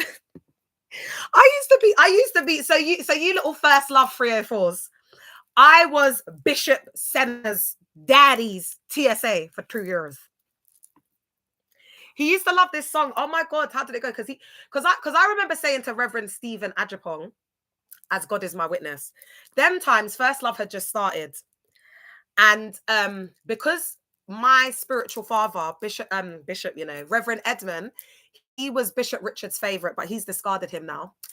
And so he used to do everything, like copy Bishop Richard to a T. Like whatever Bishop Richard's doing, Reverend Edmund will change the whole system to make it exactly like Apache, yeah? So I caught the spirit of the house. That's what they mean by the spirit of the house. Like knowing to follow, to catch the new thing. So if we're all wearing blazers and denim for choir, and then Apache change it up and start wearing red t-shirts, I have to clock it as a daughter of the house and say, okay, Bishop Richard's doing that. I now need to do AB. Now everybody needs to wear red shirts in the choir. So what was my point? Oh, yeah. So at that time, First Love was kind of new. And that's when there was a shuffling. And Reverend Steve got transferred from Croydon. He got transferred from Croydon branch to Apache. Now, when I was in the branch and he chose a 304 to sing for him, the girl couldn't sing. She was messing up the songs. Guys, we used to sing with soundtracks, yeah? And she'd start singing and then she'd get to like the part and then she'd get it wrong. She realized she jumped in at the wrong part and then she'd just be like this. And switch off the song, yeah? And I could sing and he wasn't choosing me. I think because he was actually attracted to me because he was very perverted. He was very inappropriate. He said a lot of inappropriate slurs and tones. That's why Reverend Steve, he hasn't got past a certain point. Do you know what I'm saying? That's why his son is a bishop and he's not. Because Bishop Richard knows he's got ways about him. And he's very proud. Reverend Stephen Ajapong is very proud. He walks around like the big boss, like he's got these shoulders. And back in the day, he used to be like the only reverend that used to officiate weddings apart from Bishop Richard back in the day. So remember I said to you, there's reverends and then there's like reverends of reverends and people who are like different. So there's like a respecting in the cult that even though someone might have a higher rank, like Senna's never going to be greater than his dad, is he?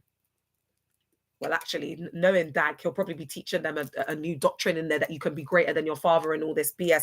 Because Dag, he just likes to Dag just HATs any relationship that the kids have with their parents because he didn't have a good relationship with his dad.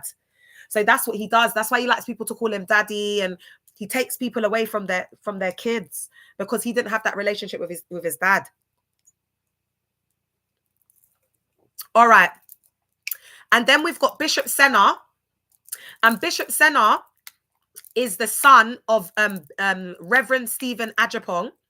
And he is married to Bishop Dag's niece. Thanks, Side Hustles UK. Dag's already been saying that, though. Saying what, babe? You know I'm slow. I forgot what I said. ADHD. So we've got Paula and Ryan Hyde. Then we've got Senna, Bishop. It's so weird calling him Bishop. Bishop Senna and Dag's niece. Dag's niece. And then he sent Bishop Senna to be, you can be greater than your father. Oh, yeah. I'm a bit rusty. All right, I stand corrected. Because I was tricked into Caris. Woo, how did they recruit you? And then, so we've got Senna and Dag's niece. And then Dag has sent Senna to be the bishop of London Apache. So basically, it's like Dag being there because his niece is his eyes and his heirs. And then do you see how he's continued his lineage? Because that's his blood. So his niece is married to Senna, and then Reverend Stephen Ajapong's not going to go nowhere. He's been there for years. You lot are lucky. You know what? You're lucky that I like the kids' chair because I would have really gone in on that family. But because oh God, Selassie is so lovely. You know the daughter, because there's Selassie Senna, and then there's what's the youngest one's name? He's so handsome and cute. Oh, he's so cute. Oh, I used to love them. They used to be so small back in the day. And Selassie, she's so pretty. She had these pretty eyes. And then Senna, he was so cute. He used to play the drums, I'm sure, back in the day. I'm sure when he used to learn, I'm sure that's the instruments he used to, because I'm sure I used to remember him playing the drums. Because, you know, they do, you know, the kids' school, you know, the kids, all of it's coming back to me now, guys. It's mad. So, this is so traumatic. So we've got Senna and Bishop Dag's niece. Then we've got Paula and Ryan Hyde, which is Bishop Richard's nephew through marriage. And then Ken and Yavela. And Ken and Yavela are the pastors of First Love. So that's the legacy of Bishop Richard Aye, because that's his daughter.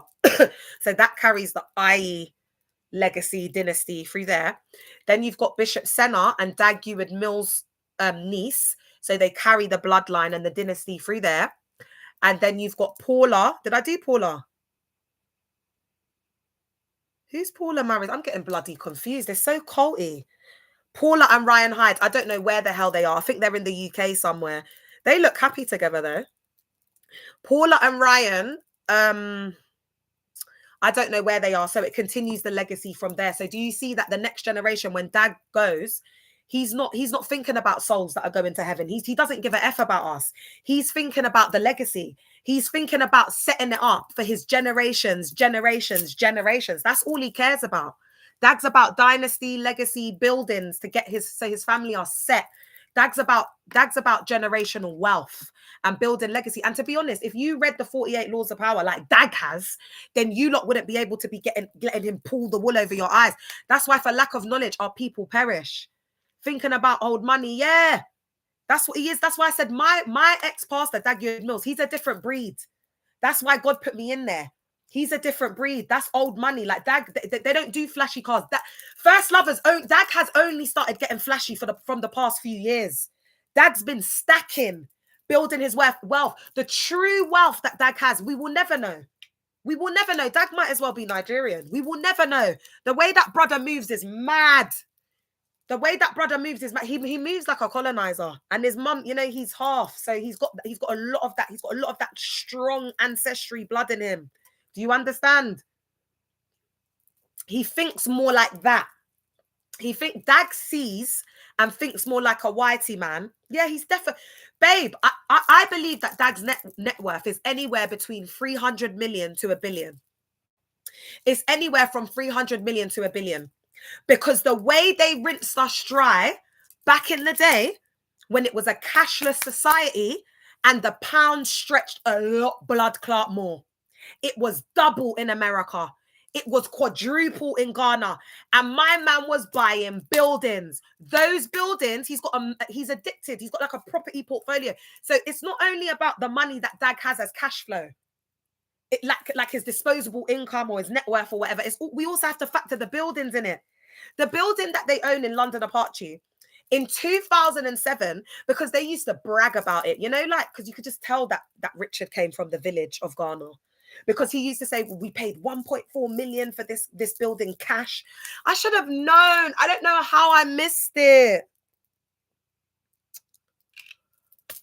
Oh, I don't know how I missed it, man. But then after that, it would be like, it's for the glory of God. We didn't take out any loans. Oh God, it's triggering me. I'm going to stop. London Apache. F them. Yeah. Guys, it's so traumatic. Like, oh my God, I don't think people understand how only God knows. And that's why for me, I couldn't let go of Christ. I couldn't, because I'm like, Christ is the only one that I feel like, and Mary Magdalene jail.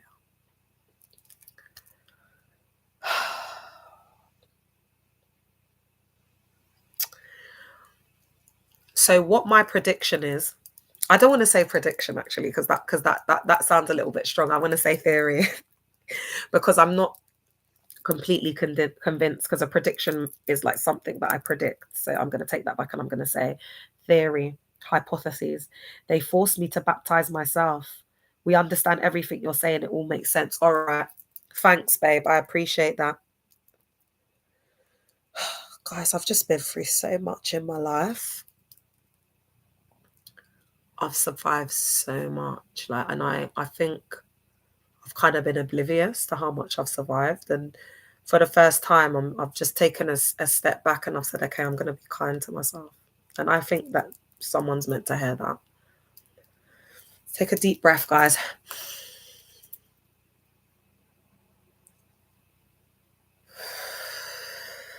And guys, take that breath.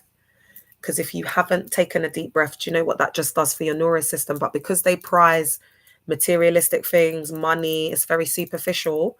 The things that help us to live and breathe and just survive and live a long, healthy life, we don't do, like breathing. Another thing I was reading the other day, that do you know what the number one cause of unalivement is? Stress. That's why so many people are unaliving young in there. They drop like flies. Shell. Got to be kind to yourself. Reflection is key. Oh my God, side hustle 100%. And with the social work masters I did, that's a skill that I picked up in doing that masters, is like reflective practice, critical reflection in action, reflection on action. It's just because that social work degree helped me to just psychoanalyze. Like I just psychoanalyze people, and then there's the pattern recognition. But the pattern recognition from the trauma I've been on the roads, coupled with the knowledge from like the social work degree, because it's actually the impartation of knowledge that changed my life as a result of that course. And I was privileged to be under the tutelage of, absolutely world-renowned, educators. I'm looking into EMDR for my trauma. Definitely eye movement desensitize. Is it desensitization or something? Yeah, definitely. I did EMDR. I'm not gonna lie though. Prepare yourself, babe. Because what I found with EMDR is I could only do it for a short period and then I had to take a break. But definitely do it. Because it you know how real my one was, because they do this thing, yeah, and then you go like back in time, like you go back to the point of trauma, and then it's like they might say like hug yourself, but I was crying, I bugged out, man. I had two things that happened. It was like I got the memory of Jason on the bike. Don't do the talking therapy, do the EMDR 100%. That's what they actually recommend for us as survivors. EMDR and then trauma-informed therapy is another one that they recommend as well. So definitely do it, babe. And do you know what? Side hustle. Do you know what I'm feeling like telling you? But I feel like you might have already clocked this. But I feel like connecting with nature. I feel like that would be really good for you. I don't know if you like scenery. Do you like going on walks? I'm awaiting assessment for adult ADHD and autism too. It's Aaliyah. Oh, did I get you blocked by accident, babe? Oh my God, I think I blocked Aaliyah, you know. Did I get you blocked by accident? Were you on that other account? Girl, do you want me to unblock you? Yeah, no, babe, get into nature, man. Nature literally regulates your nervous system. Becca, I'm gonna call you tomorrow. Forgive me, girl. Call me tomorrow, baby girl, at 12, please. I love you. I done EMDR. It's actually effective. Yeah, out of everything I did, EMDR, man. But it was too strong, chair. It was too strong, chair. I started crying and bugging out, and she was trying to get me out of it, and I couldn't get out of the trance. It was a bit. Oh, I don't want to scare you. No, go for it though, because it was helpful. No, go for it, because it's not. We have to unlock the memories, babe, and we have to deal with the trauma. That's the thing. But I was running from my shadows and myself. So I've kind of done EMDR on myself. I'll keep it real, but I'm not like a trained therapist, so I don't advise. You know, there's just so much on the internet, but I want to say go and do that with a professional, because it really does help. Also, trauma informed therapy as well. Trust. I don't remember most of my childhood. Yeah, so that's why you need to go. That's why you need to go, babe. That's why you need to go, because it will unlock all of those memories. But what I would recommend is having like a safe space, or maybe someone. Because remember, you're only going to be going once a week or whatever, having a safe space or having someone that can hold the space for you after. Because I think, looking back, if I had had someone to hold the space for me instead of going into my car and blasting Mariah Carey at the top of the voice and crying and wishing that Jason was back, I didn't really have I didn't really have a support system. So this is why the collective has saved me. Because I can come on here and I could, do you know what I mean? So I think there's this, but actually maybe do you know what I could do? I could do a live and just like hold the space for therapy. If people want to come and discuss and talk about their therapy, maybe that's something we could do on Discord. Guys, there's a lot of stuff coming in 2026. Please bear with me. It's taken because I had to come to a certain enlightenment so that I could, because I can't draw from like an empty cup. I have to be constantly, like the cup has to be constantly overflowing.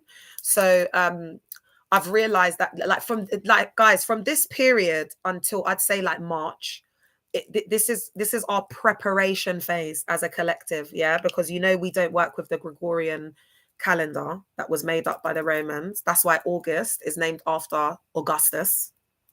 So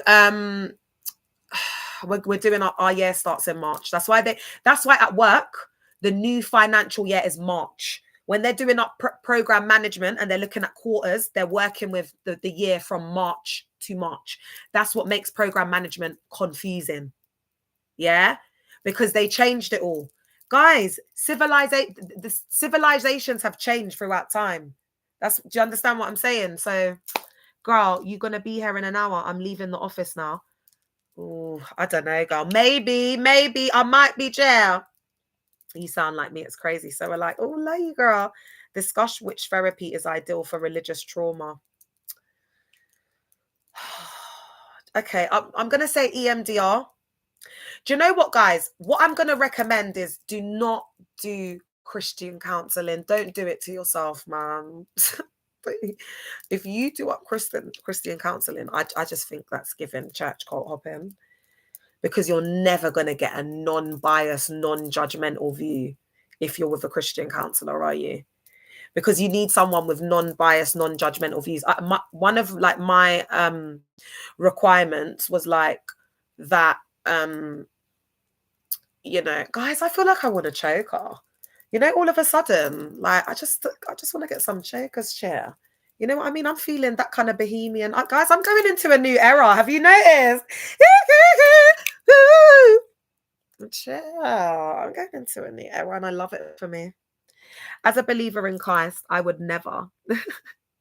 They tried to get me to see a Christian counselor. Yeah, guys, it's not the one. It's messed up so many people. And they also blur the lines.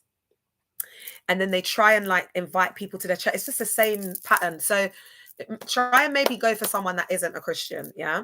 so that they're just giving you a non-biased lens. It's just a therapeutic approach because that's what we want to get away from. So EMDR, I'm also gonna say, oh God, I wish my sister was on here, chair. Trauma-informed therapy, trauma-informed approaches. Bye, babe. I might be back on. I might be still here. Approaches, share. Yeah, that's what I'm going to say. Because the talk, guys, I can't give you I can't sell you a dream because the talking therapy didn't work for me.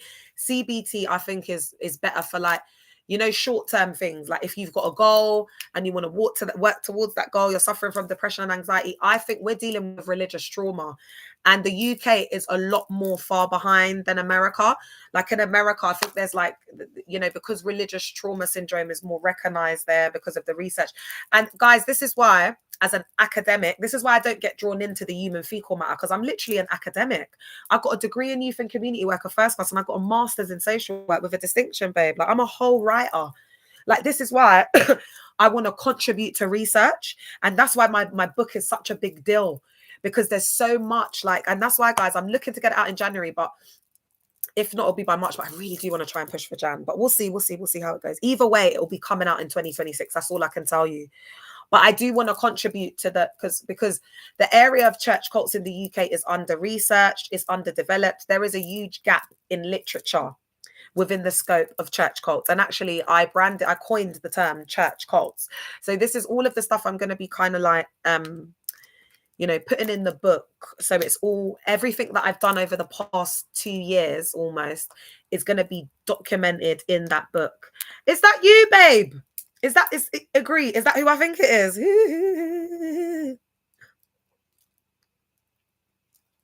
The Hydes sound like a mafia family. I see it in Ministry gangsters with mobster style arranged marriages.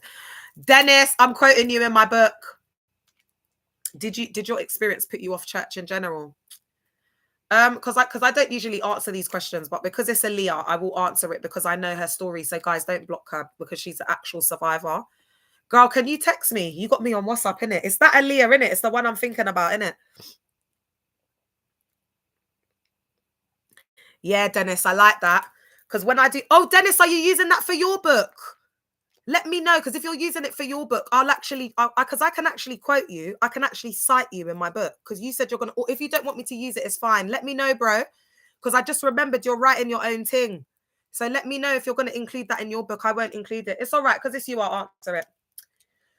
It wasn't the experience that put me off church. It was me going within that has put me off organized religion.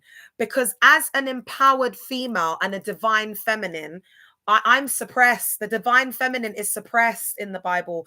We don't see the divine feminine. They tried to hide the truth about Mary Magdalene and call her a... Ciao.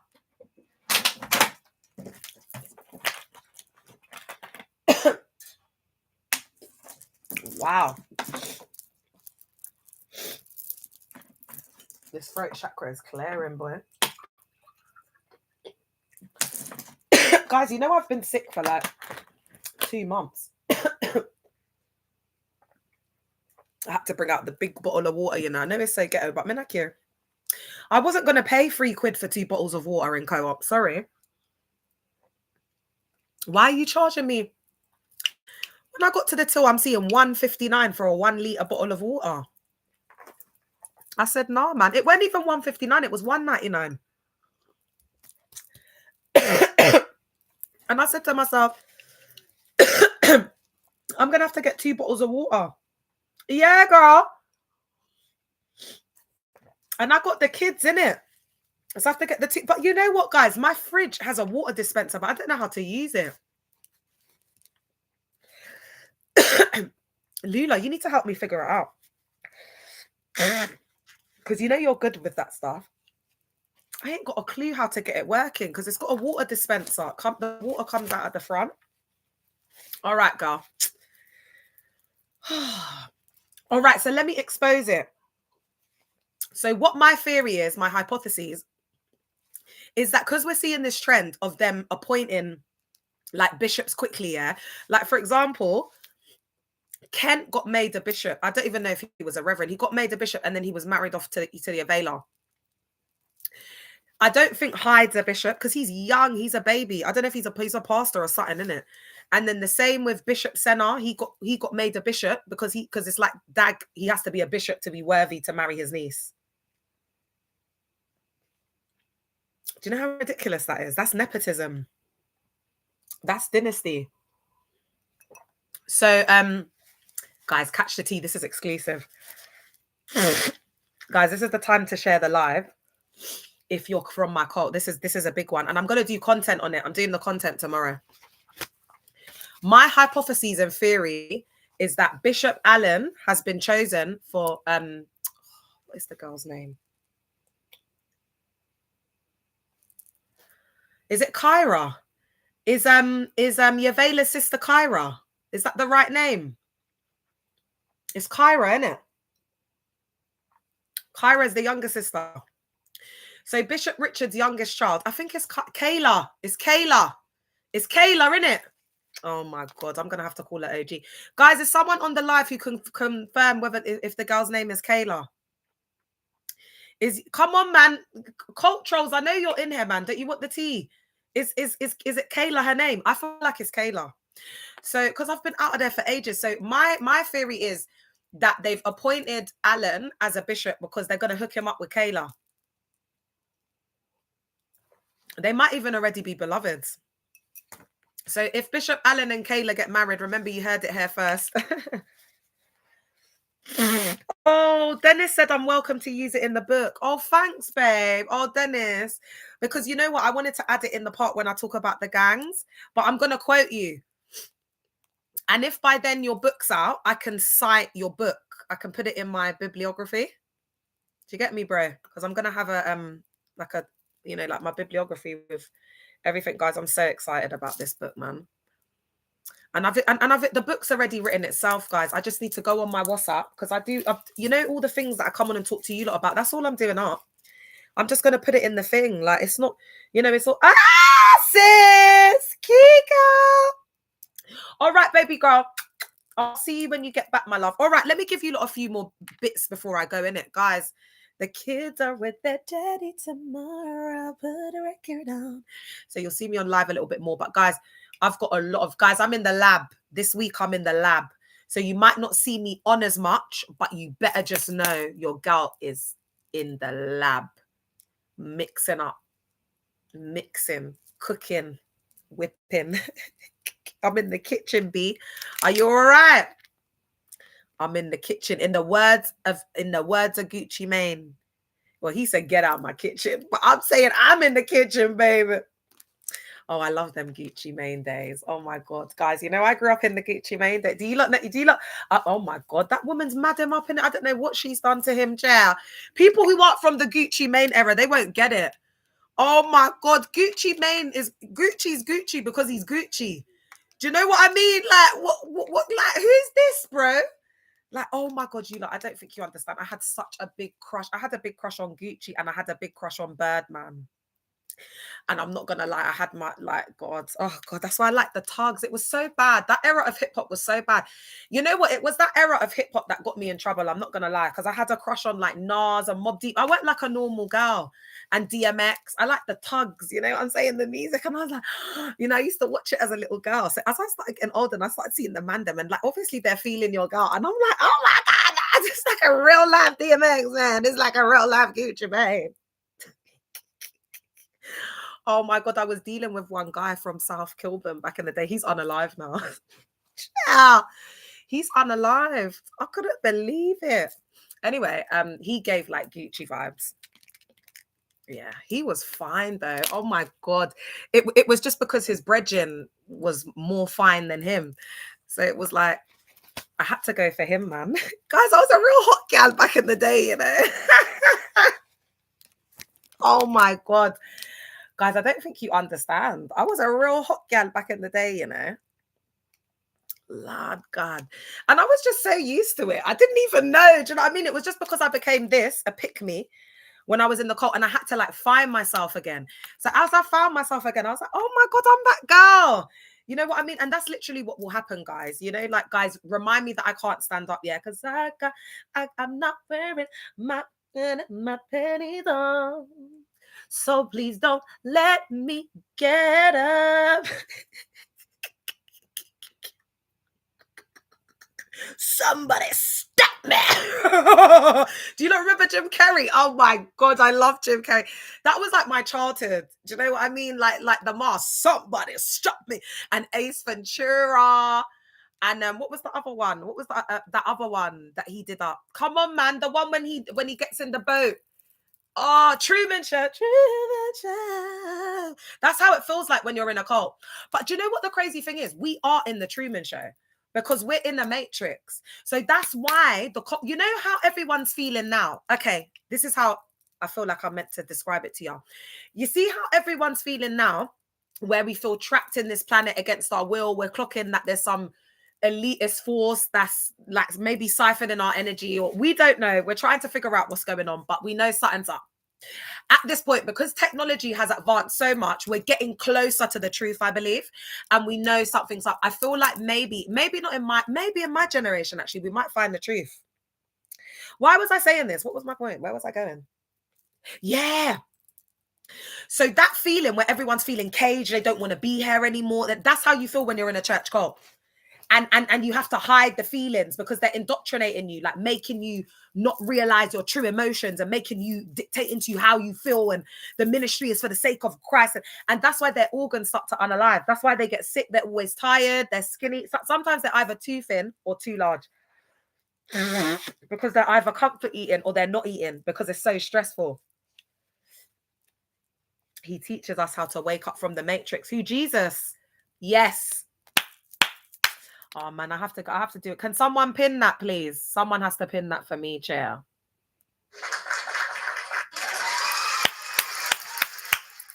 Yeah, girl. Yeah. You did that. I just want to do it one more time. And obviously, that's not going to be everyone's belief. So take what resonates and leave what doesn't. But divine, that is absolutely beautiful what you've just said. He teaches us to wake up from the matrix. I want to take that a little step further. I'm going to test the waters right now with y'all. So what if I said, okay, so he teaches us to wake up. Jesus teaches us to wake up from the matrix. But then is there because we've got the divine masculine element of that, haven't we? We've got the masculine energy. And then we've got the divine feminine energy that they've tried to delete and erase from the sacred texts and from history. And it's when it becomes out of alignment and unbalanced.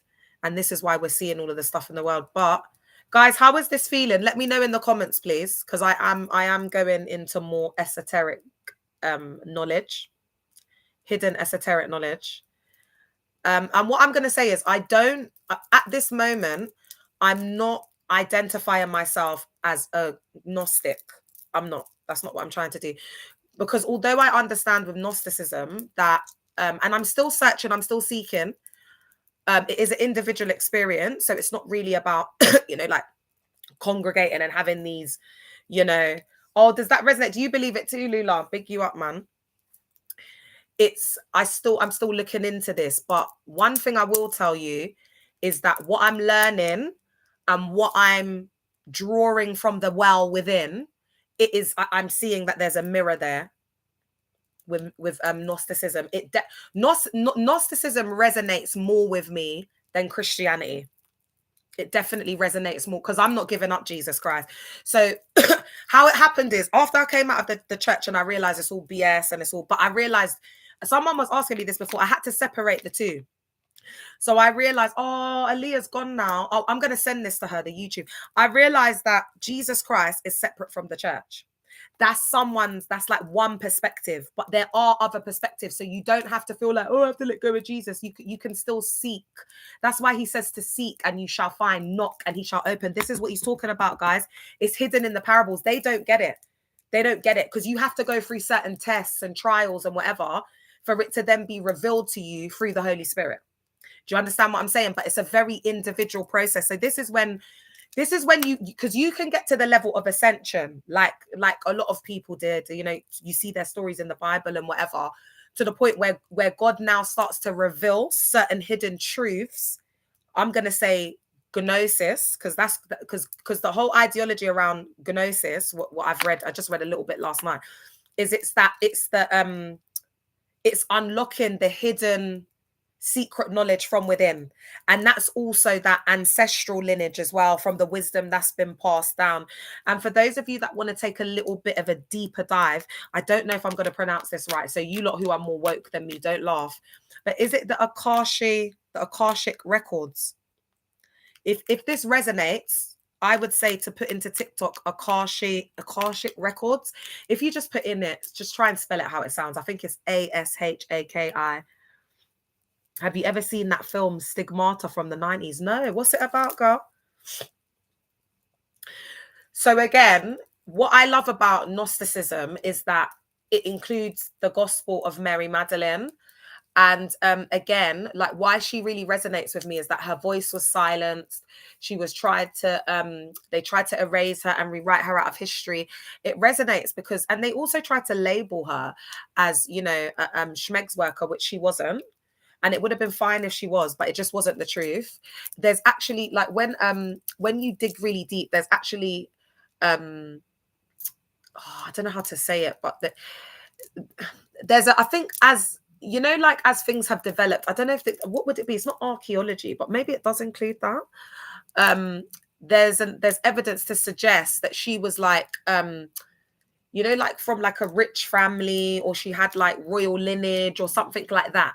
Do you get it? But they tried to rewrite who she was because they didn't like the fact that Jesus Christ chose a woman to be the next in line to start the church. They didn't like that.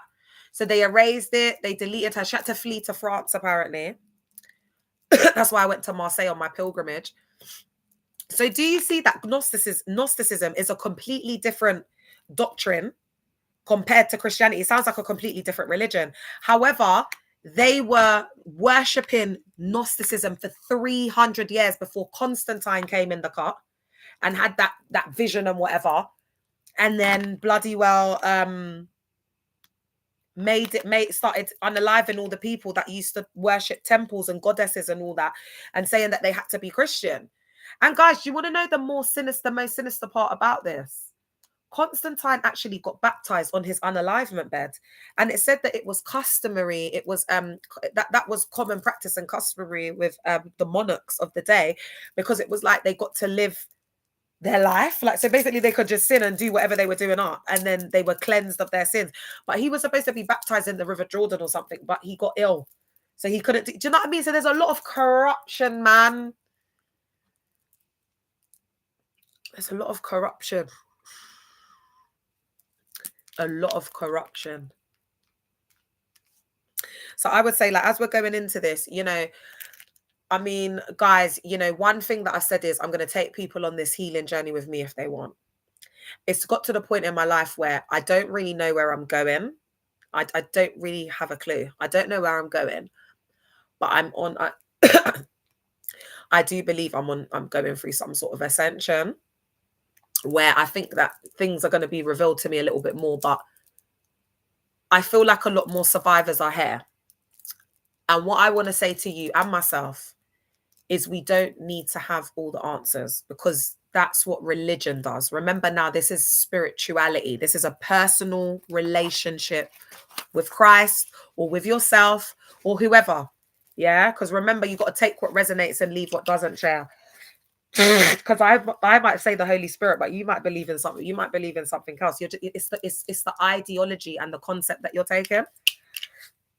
That's what makes me universal, because I'm not saying, oh, you have to do this and you have to say in the name of Jesus and you have to do this, and I'm not doing that, because that's just not fair. That's just not God. Do you know what I mean? Like, who is that? That's the father of flies. That's Bilal. Guys, I'm still got this. Do you know what though? It's just freezing. We're all ill, innit? We've all been ill for time. It's just so cold. But anyway, so guys, let me know. Hey Nance, you all right, my love? Just let me know, guys. How is it feeling? And how is it feeling what I'm talking about? Is it resonating? Is it feeling overwhelming?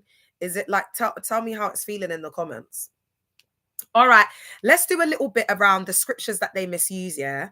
And then what we can do up, because I want to kind of just go through what I went through this morning so that we can get it on YouTube. And then I'll upload the other one from this morning because that's going to be a slightly different lens. All right. So obviously what I've been talking about is how these Christians have this like behavior, yeah, which is just vile, cantankerous. It's not displaying the love of Christ. It's not giving Christ's character. It's just giving, I don't even know what. It's just giving marketplace. It's just giving Bush. It's just giving EVIL. It's just giving, like, and this is what they don't understand, babe. It's y'all that are giving Christ a bad name, because we're saying that if these are the people that are declaring and professing to know Christ, and like we don't, unfortunately, like the threats of HEOO and stuff, it doesn't scare us because we already went through HEOO in the church cults. That's what we're trying to explain to you, babe. That's why we don't care. That's why it's Mina Cure Ministries. Mina Cure, Mina Blood Clot Cure Ministries. I think we're going to have to add the blood clot. Mina Blood Clot Cure Ministries. Mina Cure. Mina Blood Clot Cure. What would that be? Mina Blood Clot. So it's a MNBC. NMBC Ministries. Mina Blood Clot Cure Ministries. Do you like it, Keeks? Yes, it's Mina Cure Blood Clot Ministries, man. That's what we're doing in our real life. Because we have to add the blood clot now because it's enough. And guys, we've lost too many people to this, man. It's enough. For our next generation, for our kids and that are coming up, man, it's enough. Yeah, Mina Blood Clot Cure Ministries. That's what we're doing up, man. Ain't nobody got time for that. You get me? So we're going to show how Jesus meant something completely different when he said, the world will hate you, and how abusive Christians twist that verse to avoid accountability. Now, I want to start off with the first verse, which is what these ABUSE believers love to do up. Hey, Bex in the cut. It's John 15. Trigger warning, John 15, 18 to 19. If the world hates you, know that it has hated me before it hated you. If you were of the world would love you as its own. But because you are not of the world, therefore the world hates you. Now, again, guys, I'm going to test something, yeah, because I need to start to test like this knowledge, this thing that I'm doing up. So I'm going to test it on y'all that are on the live right now. See if you get this. Let he has an air hair. This is probably old knowledge, but new to me. With this part here, yeah, where it says you are in the world, but not of the world. I've been meditating on this a lot because they use this to ABUSE us, get us to give inordinate amounts of time, just unalive ourselves, laying it out for the cult. So as I've been looking into more like esoteric texts and the metaphysics and how the universe works, etc., I was thinking, what if God meant by this? It's like, because we're in the 3D. But there's the 5D in it. What's the thing called that's over the world? The invisible, like the invisible barrier, guys. What's that called? Oh, isn't it? Is it the Earth's magnetic field? Is that what it is? There's something that is, the prism. There's the prism in it. It's the, no, I don't know if it's the ozone layer. There's like this realm. All right. So I'm going to explain it, guys, like how the picture was, because I can't remember what it is. It's esoteric knowledge, as I said. I can't remember what it is, but the whole ideology is that there's this like invisible layer. Did someone say dome? Yes, girl. It's an invisible dome. And so you see the ideologies of the world being flat. There may be truth to that because we could be flat. Because I feel like it is a dome like that because I feel flat. I feel very much on the ground, even though we're high up. So to me, when I saw that, that would suggest that there is some sort of layer, like a dome. That's what keeps us kind of trapped in. You know, that's giving the Truman Show, but that's also giving 3D. That's also giving being caught and trapped in the Matrix.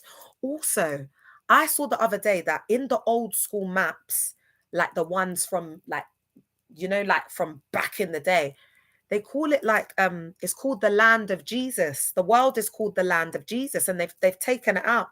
If you watch the Simpsons movie from 2007, they show we are in a dome. Ross Clark. Yeah, guys. The Christ consciousness is a frequency.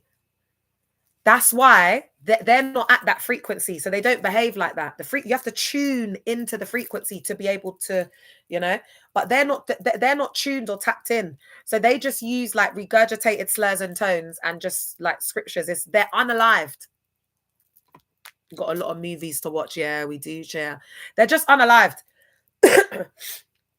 That's all that they are. The soul is unalived. So what if it was, yeah, when God was saying be in the world but not of the world, what if he was talking about, because we're in the 3D, we need to be, so that would take us to be, when he says be more spiritually or be more heavenly minded, again, that's taking me to the, because remember there's different dimensions in it. There's different dimensions. What did they used to call them in the fake megachurch doctrine? Oh, come on, Leah, get the Juanita Bynum out. Because there's the seventh heaven, dimensions, bitch, dimensions. They see it like different dimensions. And then there's like the seventh heaven, which is the highest one or something. I think that's from Revelations. I'm rusty. But where my mind's going from a quantum, like physics space and also a metaphysics space. But again, guys, remember, I'm just getting into this. So you guys need to correct me if I'm wrong, Jale. Yeah, let's call it spiritual dimensions. Let's say different layers. Let's say different dimensions. Different dimensions make sense because third dimension, 5D, 5 dimension in it. So again, when you think about 5D, you think about 4D. It's almost like the ability to maybe like see things in a clearer way, or guys, is what I'm saying making sense? Because I'm trying to explain what I got in my head and I don't know if it's making sense. Let me know, Charlie. So what I'm saying is, if God, could God have meant by that be in the world but not of the world? That we are in this physical realm, we can see, smell, touch, whatever, but there are other dimensions to explore. Yeah, okay, it makes sense. There are other dimensions to explore. And for those of you that are into the metaphysics in terms of is there anyone here who's into like Galactic Federation? Guys, I'm taking it there now. I don't care because I need to be my true authentic self. I'm sorry. And I think there's a wider collective that are, this is why I think God's been doing all this stuff like SMG TV, because I'm suppressing parts of myself that I'm not revealing to the world. And you know, I just think it's time now. And I think there's a collective, because I'm not being my true, full, authentic self. And you lot probably thought I was being. Yeah, remember I told you lot, like, guys, there's so much. If God gives me life to breathe, there's so much more to come from me, man. And I'm excited for us. I'm excited for me. I'm excited for you, because you're going through your transformations. You know, I got survivors, guys. When I first started speaking out, bedridden, can't move from the bed, hospitalized every other week, 26 tablets, doing the most. Now my girl's calling me up, telling me that she's doing up family outings in King's Cross. Like, sorry, is that what you're doing up? Oh my God, my girl's looking good, losing weight. Like, because guys, the trauma, the body keeps the score. A lot of us have autoimmune diseases, yeah, because of the stress. And a lot of us can heal through like good food. Like, this is where I see myself in the future, yeah. Beautiful long locks. Do you know what I mean? Like having jewels and, oh guys, I just want to be that girl. Do you know what I mean? As I'm getting older, I just want to be her. Do you know what I mean? Like the long locks, like the flowers in my hair, the crystals and flowers and gems and jewels in my hair. I just want to be me, like the me I never got to be. Like, I really just want to spread my wings and fly. Earthly baddie. Oh, earthy baddie. Yeah, Jay. Yeah, it's going into that type of. But I also want my new look to also have a bit of like mystery and mysticism, and you know, like a bit of like galactic. Like I want to be. That's the kind of vibe I want as well. I believe our purpose in life is to be authentically ourselves. Yeah. Did she get a clap? That's 2 claps, Cheryl. That's 2 cheers. Absolutely. And Divine, did you know I was watching something on TikTok, and they said that the highest they've done new scientific research and found that the highest vibration is actually authenticity. It's not love as we once thought. So actually it makes sense that they would try to unalive that in us and take us away from self, the ability to connect and tap in with our intuition. Because once you cut, especially a woman, Once you cut a woman or cut her from her intuition, she's not a woman anymore. She's not a woman. And then you got to remember, on top of that, the men ain't blowing out these women's back. When I was in my marriage, I didn't even feel like a woman. I felt like a eunuch, because it was like down there, it had no purpose and no use. I just think, you know what? I'm not even going to say like it's really unfair, but I'm just like, God, why? Because I didn't have that much schmegshell experiences because I got recruited young and at like 18, 19, then I backslid once that whole 18 years. So I only had one other D during that whole 18 years. Can you imagine? I'm peed off, man. I'm upset. I had that one little D, like the one when I backslid, and then I got married to my ex-husband, and then it just went dry, like maybe after a year, maybe 2 years. It was, hey, babe. After about 2 years, it just unlive. So I'll go like almost like a year without getting the back blown out. And then, oh, look, Keeks is like, bless you. Yeah, I'd go like a year without getting the back blown out, chair. And then, obviously, after I came out the car, I'm not going to lie, I did have my little time. Let me not lie. Your girl was out here dealing with athletes and what. I had a one night stand with an athlete. Because I was like, F it. That day I was just like, when I saw that ninja in the club, I was like, nah, he's coming home with me. Because, you know, I got masculine energy as well, man. You know the way I used to move back in the day? Real boss outside in these streets. You know, like the man them just be treating them like chicks, man. Like I just looked upon him and I said, ooh. Because the fit was like, he looked, do you know what it was giving? It was given like mobster. It was given like it was given OG. I was feeling it. I'm not gonna lie. I was feeling him, child. He had like, it was very nice. He was wearing like some black suit, but it was like I could tell he had shmoney from the moment he walked in there. Child, I was like, yeah, that's a bit of me. That's a stacker. He was wearing like a black suit. And then he had like this medallion. It was just like a gold. That's where he fooled me, because the brother looked like he was I thought he was 41. I couldn't believe it when this ninja told me he was like 30. So I said, oh God, it's just going to be a one-time thing, man. Because I just thought, you know, I mean, I ain't got time for this. I'm not having no more kids. I don't want to settle down. I'm not, you know what I mean? I'm not on it like that, man. I wasn't on it like that, but child, he was trying to chat to me the next morning, man. My man was here until 11:30 in the afternoon. I just wanted him to go. I was just thinking, why? Brother, he's asking me pictures about my youths. Oh, is that your youth? Why are you up, bitch? Why are you asking me pictures about my youths? It's not that type of party. It's like, leave, chair. And one of the reasons why he had to come was because my battery died as well. And guys, it was such a crazy, like, guys, I'm not gonna lie to you, that season was mad. So I'm not gonna sit here and lie and act like I didn't get D after the breakup, because I did. But if I'd known I was going to be celibate for the rest of my life, I would have just hoed myself out. I'm not even going to lie. I would have just been a 304 for a little bit, like in a real life. Do you know what I mean? Because then I'm not going to be getting my back blown up for the rest of my life. So I would have really enjoyed myself. I'm a bit disappointed. I had a little time, I'm not going to lie, but nah, man, it can't suffice for the year. So that's what I'm saying, guys. I don't know. I might be like Cleopatra. I'm not going to lie. If I get to a point where but I don't think I could do that to Jason. I just don't think I could bear another man touching me, because how I see it is like his spirit lives on. I don't know, man. I don't think I could do it. Hey, Ange, I don't think I could do it, y'all. I don't know. The thought of it makes me feel sick. I'm not on it, man. I'm not on it. But there's a part of me. Is there anyone else that's celibate? Am I just talking to myself? Guys, am I going on? Am I? Let me get back onto what I was talking about, because I've gone off the topic. But yeah, that guy was nice, man. And then he told me that he was like 30 or something. I couldn't believe it. He was so young. And also, it wasn't even good, blowing out of the back. I'm not here to, I'm not mentioning him though. So he should just thank his lucky stars that I'm not baiting up who it is, yeah. Oh, God, man. You lot, all right, let me just do this last bit. Come on, you lot. Let's fug it out, man.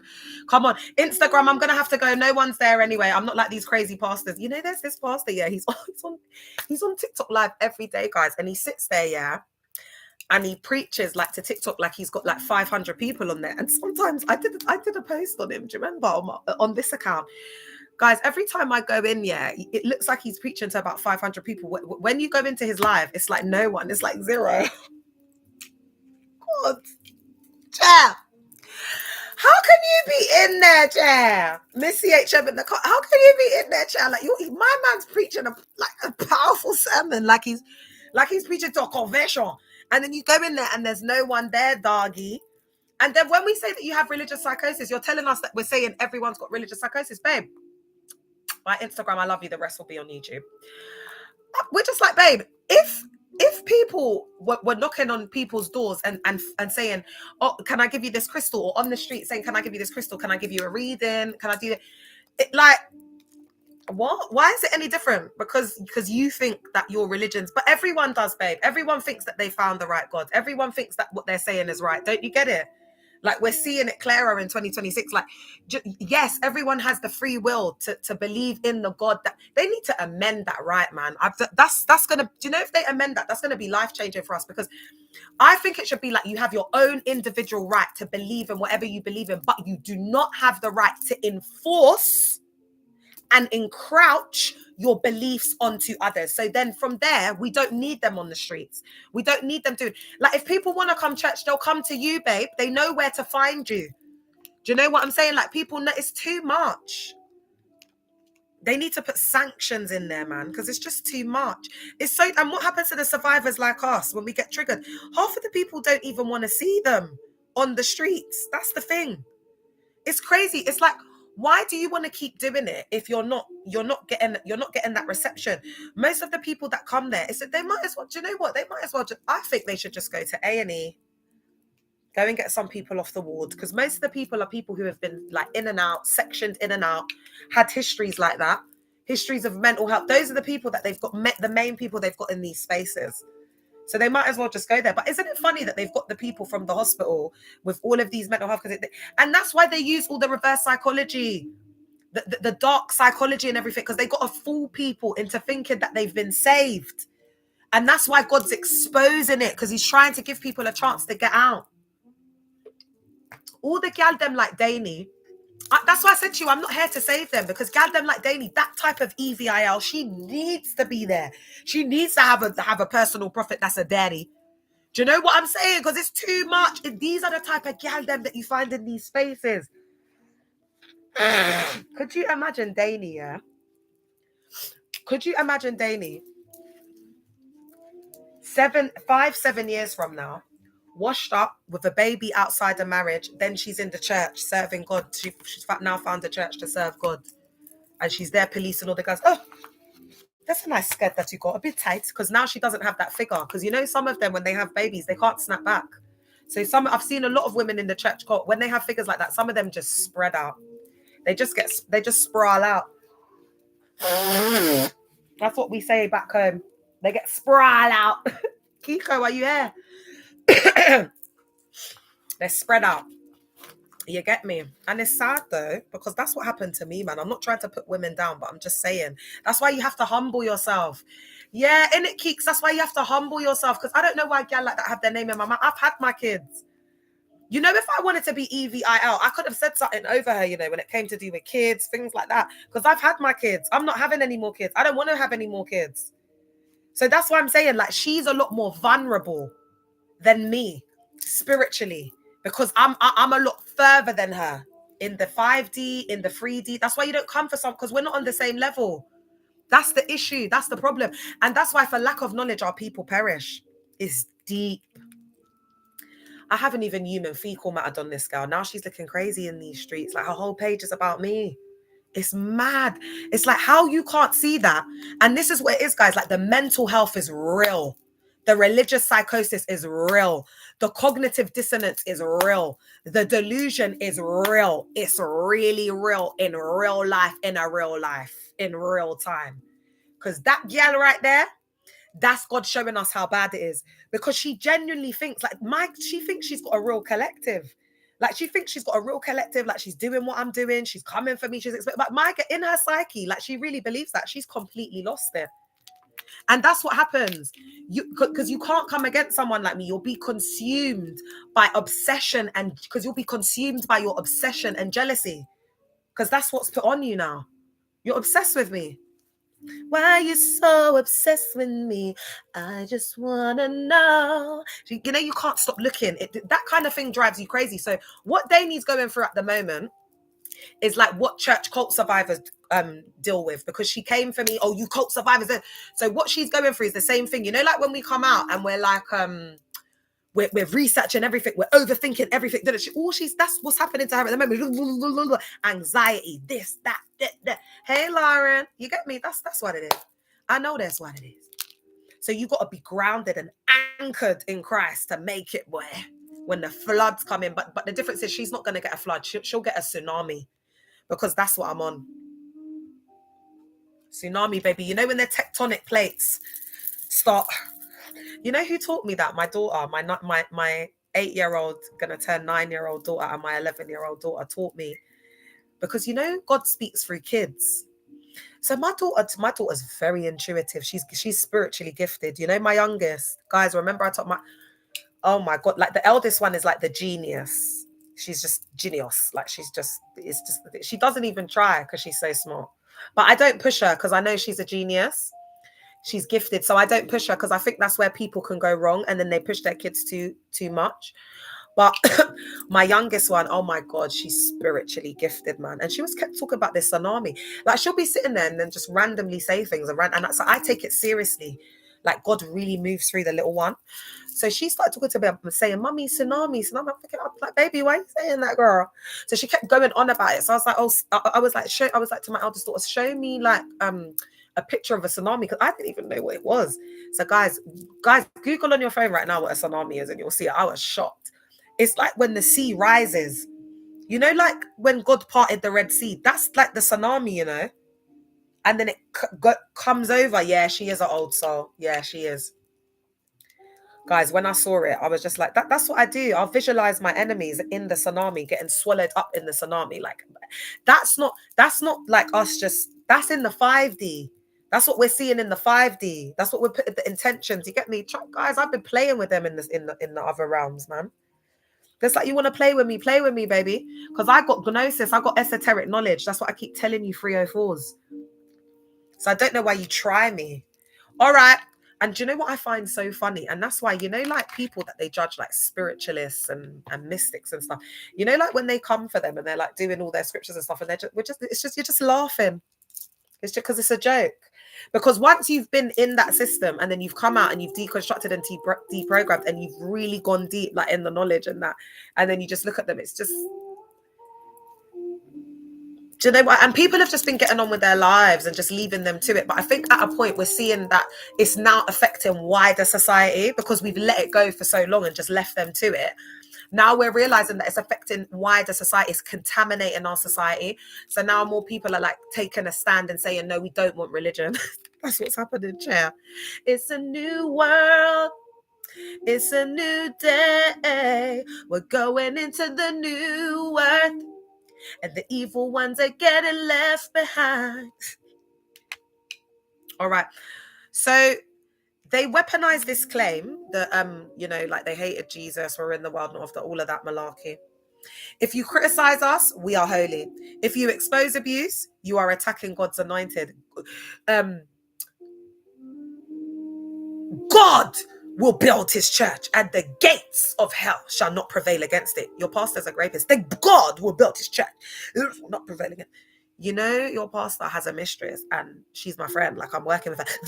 God will build his church and that's the cognitive dissonance. That's the indoctrination. They're absolutely gone, guys. Lights are on. No one's home. It's just a dark soul. They're offline. They're offline. Guys, I wish, you know, they stole so much from me, man. They stole so much. I could have been like the first black girl, like, you know, in theater. I want to be an America. I want to be an America. You know, I could have done so much. And I say, sir, can I have some more? My mum said she always imagined me being like Annie. Tomorrow, I love ya. Tomorrow, you're only a day away. My mum, she used to make me watch all all of the musicals, yeah, and learn all the songs. So when Annie came out, you know, with the black girl, my mom was like, look, Lee, remember I told you it's going to be the first black Annie. So it's sad, man. It's sad. It's sad because I could have done a lot. I could have done a lot with my life. I could have achieved a lot with my life by now. And it's just sad, but you know, it's the way that it's been meant to happen, guys. I know, but you know, every now and again, I do get really upset by it because I absolutely feel robbed, and that's why, like, no amount of money, like, that's why I made it clear. Oh, Kiko, I love you so much, man. Thank you, babe. They robbed me, man. They stole a lot from me, man. I'm telling you. And sometimes I just sit here and I just think, wow, what a waste of my life, man. What a waste.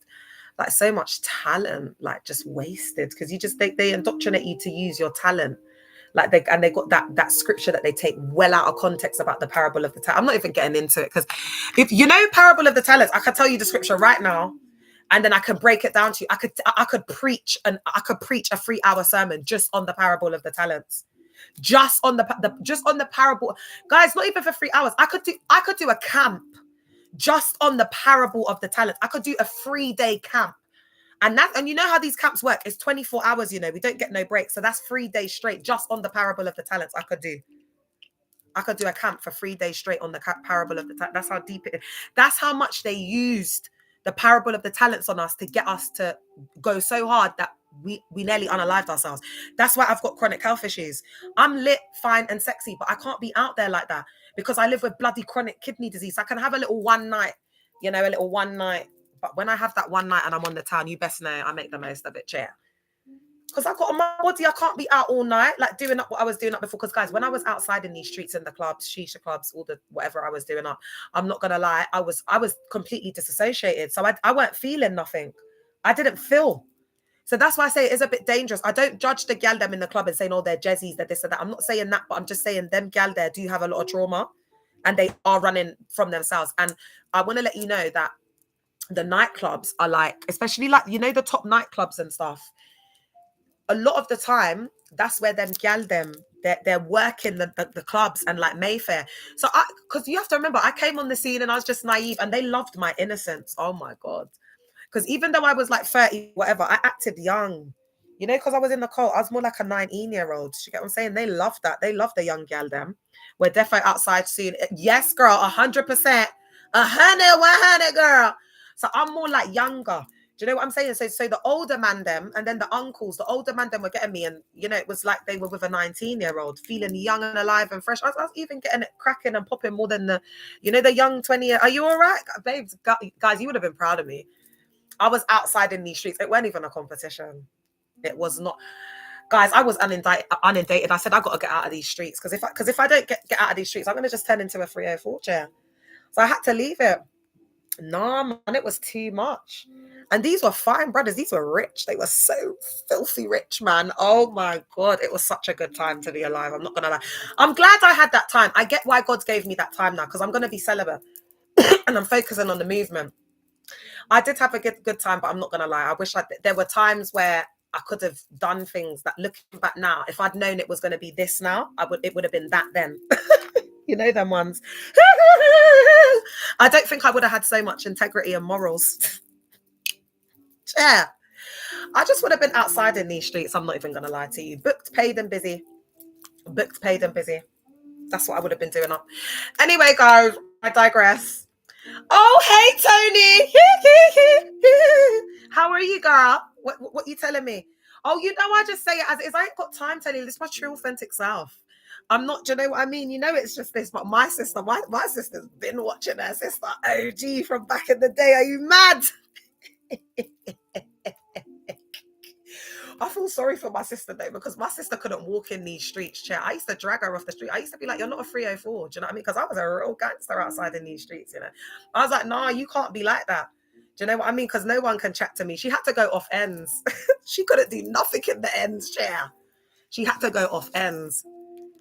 Anyway, let's get back to our cult talk. But it is nice to go into other things though, isn't it, guys? Because honestly, it's been crazy, you know. And you guys, do you know what? Towards Christmas, I might start talking about my friend that unalived, Floppy.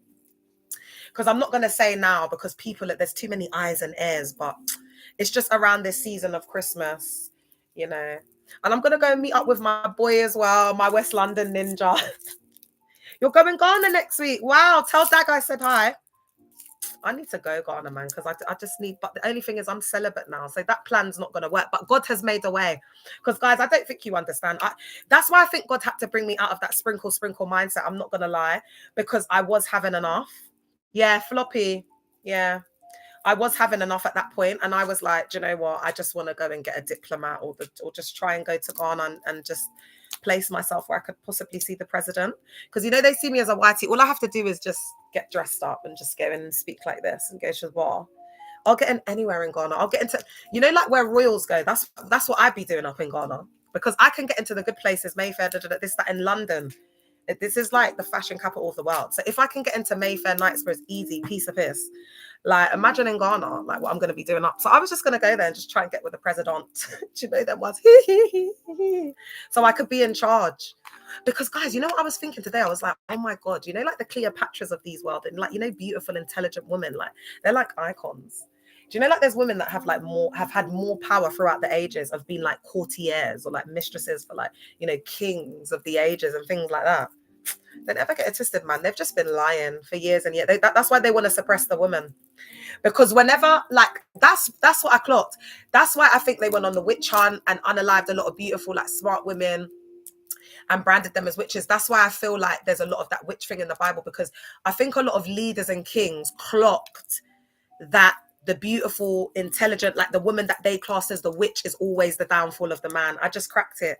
Is that common knowledge, guys? That's what I'm getting, like, intuitively, that it was that. Because that's always been the biggest downfall. It's been the woman that can take down the army, that can seduce the king to do this.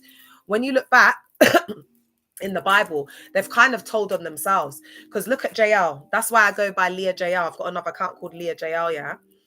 And basically in that account, with JL, basically how they won the war, because it was Deborah that was leading the army. I can't remember what, like, I think it's in Judges. Yeah, it is in Judges, because that's the book that Deborah's in. She was a judge.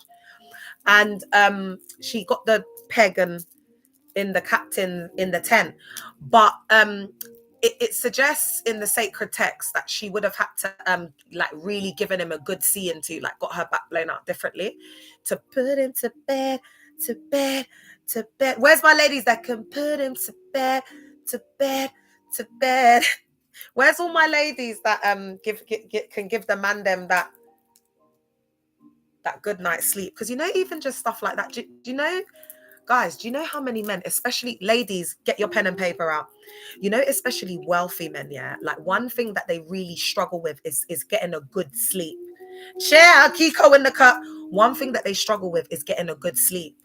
So if you can give them like that peace and make them feel like, really, that's when you need to get into like the sensuality. So that's the aroma effect. So if you get one that you want, ladies, don't be doing this with all guys, you know, because they get obsessed. Especially if you're dealing with like guys on the roads, they can get obsessed and it can go left. So you only do this with the one that you want to keep. So that's where you'll do the oils. Do you get what I'm saying? Like sensuality. Do you get what I'm trying to say? Like that's when you have to tap into like the goddess archetype. Do you get what I'm saying? Like grapes. You know what I mean? Like you're feeding him grapes. Do you know what I'm saying? Like you're eating like off his body. Do you get what I'm saying? It's like, it's very sensual. Do you get? But you have to be on that frequency in order to like bring him into that reality. So how you need to treat him is like a Greek god. That's how all men want to be treated. And most of these rich men are either going to be narcissists or have traits of narcissism. So when you adore them, like, you know, like an old Greek god, you know, like feeding them grapes and doing the baths and all of that, you'll get whatever you want. And you don't have to do it regularly, just now and again.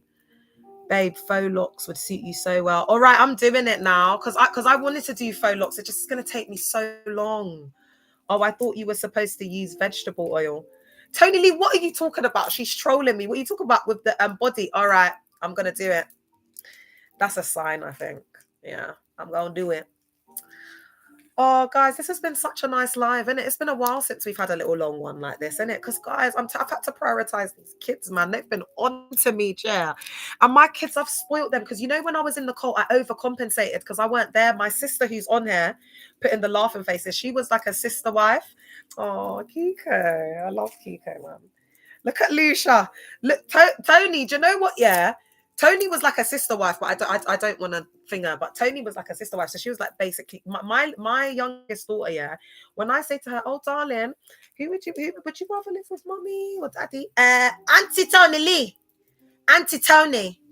I want to go to Auntie Tony's, even if I say, "Oh, oh God, Tony is mum on here." Even when I say, "Oh, I'm gonna go to Nanny's," I want to see Auntie Tony. They've got some mad attachment, like the bond. The bond is, it's like a mad bond, because when my baby had just come out of my womb, it was just like straight to my sister. They turned her into a sister wife, man. Why was I saying all of that? What was the point? Where are we going? Why was I saying all of that? Why was I talking about my child? Where were we going there? Oh yeah, the aromatherapy oil. So yeah, ladies, ooh, and gal them, I'll tell you what you can do for the man them, yeah. But ladies, please, can you don't ignore the fine print. Because if you start doing this for all the man them, they're going to get obsessed and you're not going to know how to get rid of them. So you have to make sure that these are guys that you want to keep around. Yeah, she is. Rose baths. And for those of you that are more interested, I've got some extra tips, but you got to ask me offline. I won't be discussing this on the live. So you can do up rose baths. So and guys, get the, because ladies, you know, like when you're in your feminine energy, you should have flowers, like bouquets of flowers in the house. It should be fresh. You know, you should have some sort of vanity area, like a vanity table or some sort of area where you can adorn yourself and adore yourself in the mirror and love on yourself and look at yourself in the mirror every day. You should have quite a lot of mirrors in your room. So at every angle there's like a mirror. So you've got your image staring back at you so that you can learn. You have to force yourself to love yourself. And then to do these things for yourself, like the rose bath, the oils, you know, because, you know, some of us may not have as much money, but you can get creative. Like there's cheaper ways that you can smell really, really nice. Like if you don't have money to like get the Chanels and whatever, you can use like lavender oils. If you use those oils, because you know when you put those oils in the hair, you can smell it. They're very potent. Do you understand? Like the natural, you know, you pay a little bit extra, but it's not the same as perfume, is it? And then I just cure it. I just mix it. And it just gives a very different smell, because remember, a lot of the perfumes are just trying to, you know, they're getting those accents and them smells and whatever. But the lavender oils, I'm trying to think of, rosemary as well. I do like to mix rosemary. And then you could mix the oils with body mists. You can mix the oils with body mists as well. So it just gives more of a potent smell, and just carry that around with you, ladies, for freshness. Yeah. I've let myself go though, Lucia, you know that, because it's just been crazy. It's been crazy. I have let myself go with that a bit more. So what I am going to do is I need to do like some self-love stuff this week as well, which I will be doing up. I need to take these out, like treat my hair, and I'll have my natural hair for a little bit. But in the winter, I don't like having it out. Guys, why am I going on and on and on like this? Where did we get? It's just like little convo, innit? Little convo, chair. All right. Let me give a few more before I go, because I know I'm conscious of the recording. Oh, YouTuber, you've been around tonight, eh? Yeah, you've been around, or you've done well. That's what they tell you. You know, when you're there for like, you could have been there from, say, like you got to the church at like 1 p.m. on a Saturday for choir rehearsal. And then at this point, it's like 1 a.m. And then Bishop Richard will see you, but he saw you at 1 p.m. when you came in because you greeted him being the beg. Hello, Bishop Richard. I'm so happy to see you, Bishop. Yes, Bishop. Yes, please. 2 bags for jump. How high, Bishop? Okay. Bye. And then at 1 a.m., he's walking now to leave the church. Oh, Leah, you're still here. You've done well. Oh my God, Bishop told me to me that I did well. And you don't feel that you worship your pastor. Okay. Okay. Oh. All right, you lot. So we've looked at how they weaponize. They use, like, you know, if the world hates you, know that it has hated me before, referencing John 15, 18 to 19. And this is a complete distortion of what Jesus meant. Okay, so they weaponize this to claim, if you criticize us, we're holy. If you expose abuse, you are attacking God's anointed. If you hold us accountable, you hate Christ. Black and white, us versus them. Very dogmatic way of thinking, right? And this is what we hate. This type of convoluted mindset, we don't have. There's no place for this in 2025 moving into 2026. Them EVIL 304 pick-me's, they need to stay in the religious institutions, because it's like being locked up. They won't let me out. No, that's why, guys, like, don't think so much that, oh, they're growing, because there's a lot of EVIL people. There's people that need to be in there, guys. It makes our society safer. So that's the reason why creating awareness and whatever, because God's chosen will come out. I'm in firm belief of that, because whoever God wants to get out, he'll get out. If he can get us out, he can get who he needs to get out. Do you know what I'm saying? So I don't think that's my job. All right, so let's break the real meaning down, because they've distorted it and twisted it, and they've used mystical manipulation to lie. So what it actually means in context, in John 15, Jesus is speaking to his disciples right before his arrest. He is warning them that Rome and the religious establishment would persecute them because of their message of love, justice, and truth. Not because of hypocrisy of abuse, not because of the pastor raping the woman, not because of, Jesus is not saying, if people hate you, you must be righteous. He is saying, when you truly follow me in the justice, humility, and truth, corrupt systems will resist you. Let me take that again. When you truly follow me in love, justice, humility, and truth, corrupt systems will resist you. Why do you think that you're a follower of Christ? You know you're a liar and the truth ain't in you. Everyone knows you're a liar. You know, your mum knows you're a pathological liar. How can you possibly think that you are exemplifying the characteristics of Christ? How dare you? So that in itself is delusion. And that's why the fraudster is able to thief from you, because he knows you're going to buy the invisible blessings, because you just want to stand up to be seen. Do you know what I'm saying? The gal them just want to go and give the offering, so the man them will see their derriere as they go to the front to give. Guys, there's different reasons why people do things. The gal goes to give because she looks good and she wants to be seen by the man them on that day, so she goes to give an offering. That's what, guys, listen, when I tell you it's a jungle in there, the barbed wire concrete ain't got nothing on a mega church cult. It's Greenleaf. Greenleaf is real life. Greenleaf's not a lie. Because their scandals and their sins are the worst. That's why all of this, you'll go to HELL, it's projection. The guys, the ones that preach outside, they've got the most cobwebs and demons. That's why they do that. They're just running because they want to project on everyone else and get out the anger, like the Ollies, the Jessies. These are the people that you need to be thinking about as I'm saying it, like we've seen it.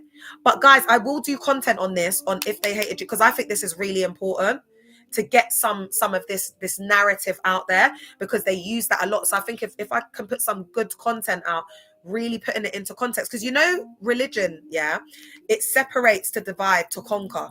So even though we've got like the sound doctrinal guys, they just stay in their own little hub. Like, who's going to sit down and listen from the world? Who's going to sit down and listen to Marcus Rogers and all them guys?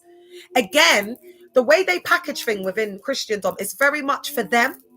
And they don't realize that Christ came for the broken, the people with trauma. You know, Christ came for the lost. Like, they're just... So I think they're as bad as each other, to be honest. Sound doctrinal, it's all patriarchy, it's all misogyny. So there's a gap where that sound doctrine, like, people don't really get to hear it. Do you understand what I'm saying? So there's, in our deconstruction and deprogramming process, because when I cast my mind back to when I first came out of the cult, learning about Christianity in context is absolutely paramount. That's part of the deconstruction. You have to go through the sound doctrine, because you have to be able to separate, like sift as wheat, like for a fine tooth comb, to separate the lies from the truth.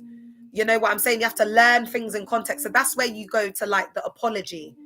That's the sound doctrinal thing. That's like the first time. But women, what you'll find is even more patriarchal for women. I mean, because they're RADICAL, and I get it, but they've moved out of her and whatever, and hatred towards the mega church for what they've done to the, and I get it, but then they masquerade it in holy fire, holy anger. They're just a bag of narcissists that are proud, all of them. What's that one? Oh God, what's that bait one? Oh, Abendigo. Is it Abendigo? Marcus Rogers? All of those guys, they're just narcissists. They're egotistical narcissists. You know, he even commented on one of my posts one time, and I said to him that I think it was a post about him, because I said that they're all the same, and he came with some big paragraph, and I said, oh, sorry, I didn't ask you for your opinion. It's what I said it is. Who's asking you, bitch? Do you know what I'm saying? So that's why that's why the Christian man them, they can't cut, because I'm everything they HATE. They can't handle this. They're gal in there. They can't handle a real woman. Are you all right? Oh, I hate that every time the butterfly falls off this, I really hate that.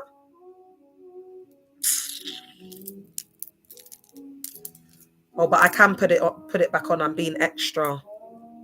Oh, I've seen how I connect it. Oh, all right. But I'm gonna have to wait for someone to do that for me because my nails. Look, isn't this pretty, guys? Survivor gifted it to me. Isn't it lovely?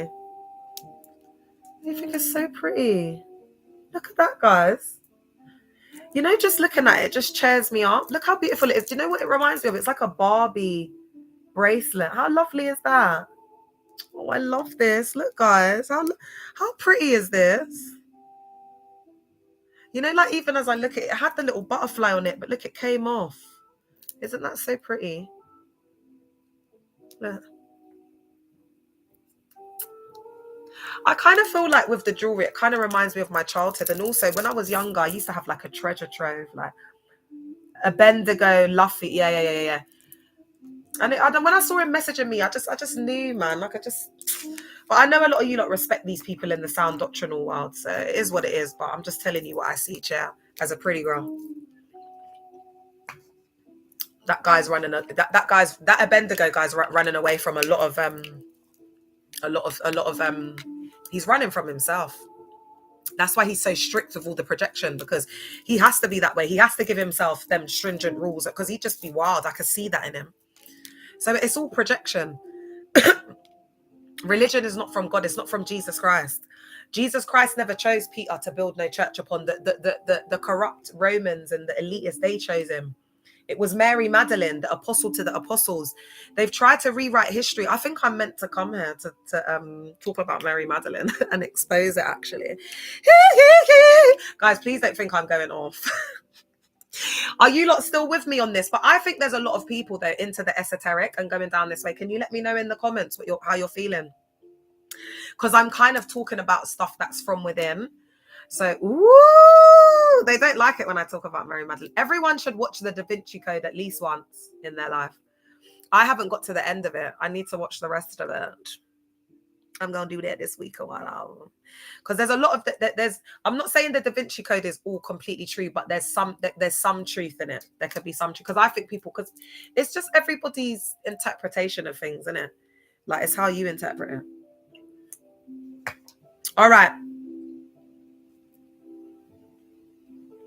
Other scriptures say, so that's a massive difference on how they have understood it, because the pastors are so EVIL in there. They have to say, oh, if the world hated you, because everyone hates them because they have so many enemies. That's another thing with cult leaders. A lot of people HATE them because they've done people so dirty. They're so EVIL, and then they just create this like picture perfect image. No one is that perfect. Lara in the cup. So let's look at other scriptures that prove they're misusing this. Matthew 7:16-20. You will know them by their fruits. A good tree cannot bear bad fruit. By their fruit you will recognize them. But they don't have the fruits, because remember, what's the fruits? Is it Galatians? Guys, where's the fruits of the spirits? Why do I feel like it's definitely in Galatians, isn't it? Is it Galatians 5? The fruits, I think I know this. The fruits of the spirit is patience. Is it love, long suffering? I don't want to make it up. Miss CHM, you should know this. What's the look at me. Oh my God, who is this? Sister Watermelon. Miss CHM, where is the fruit of the spirit? Guys, my pride won't let me Google it. My pride won't let me Google it because I've still got the indoctrination. It's like in the cult, if you don't know where the fruits of the spirit is, if you cannot quote it, you're not even a Christian. They're not even. Has this got the New Testament in it? Oh my God, this Bible's lovely. Oh my God, it's so litty. How our Bible came to us. This thing, yeah. You got to decode it, guys. Yeah, that's what I thought. I feel like is it Ephesians? Oh, maybe you're right. All right, because is somebody able to just tell me where it is? Google it, because guys, my pride won't let me Google it. I'm not gonna lie, I can't do it because then I feel like I've failed. Oh, this Bible's nice. When was this Bible published? Knighthood Bible.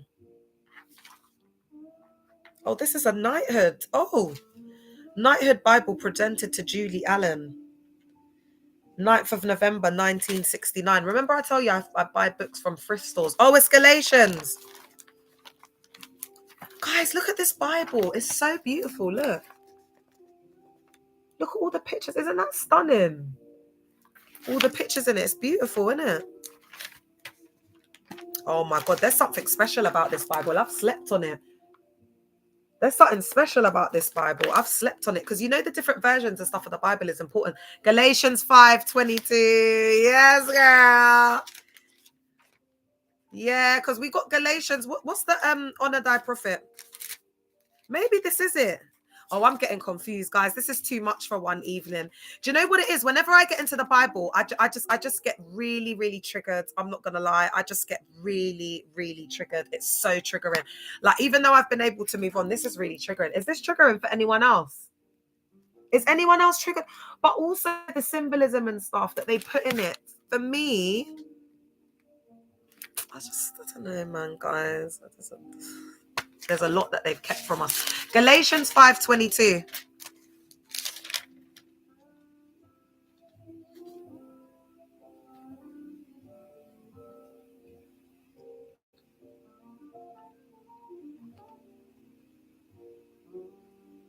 Okay, this one's for Danny. Galatians, oh God, they're going to get, I think, guys, I think they're going to get Sister Watermelon, you know, this week. Because Galatians, let's take it from Galatians 18. No, let's take it from Galatians 16. Is this going to be triggering if I read this much of the Bible with the people that I have on the live? Can you let me know now? Oh, Dennis has been saying Galatians 5 for about 20 minutes. Oh, Dennis must have been screaming at the screen. Is this going to be triggering if I read this scripture, guys? Oh my gosh, every time I burp now, I think of that washed up, dusty guy from SMG TV. I think his name's Pepe.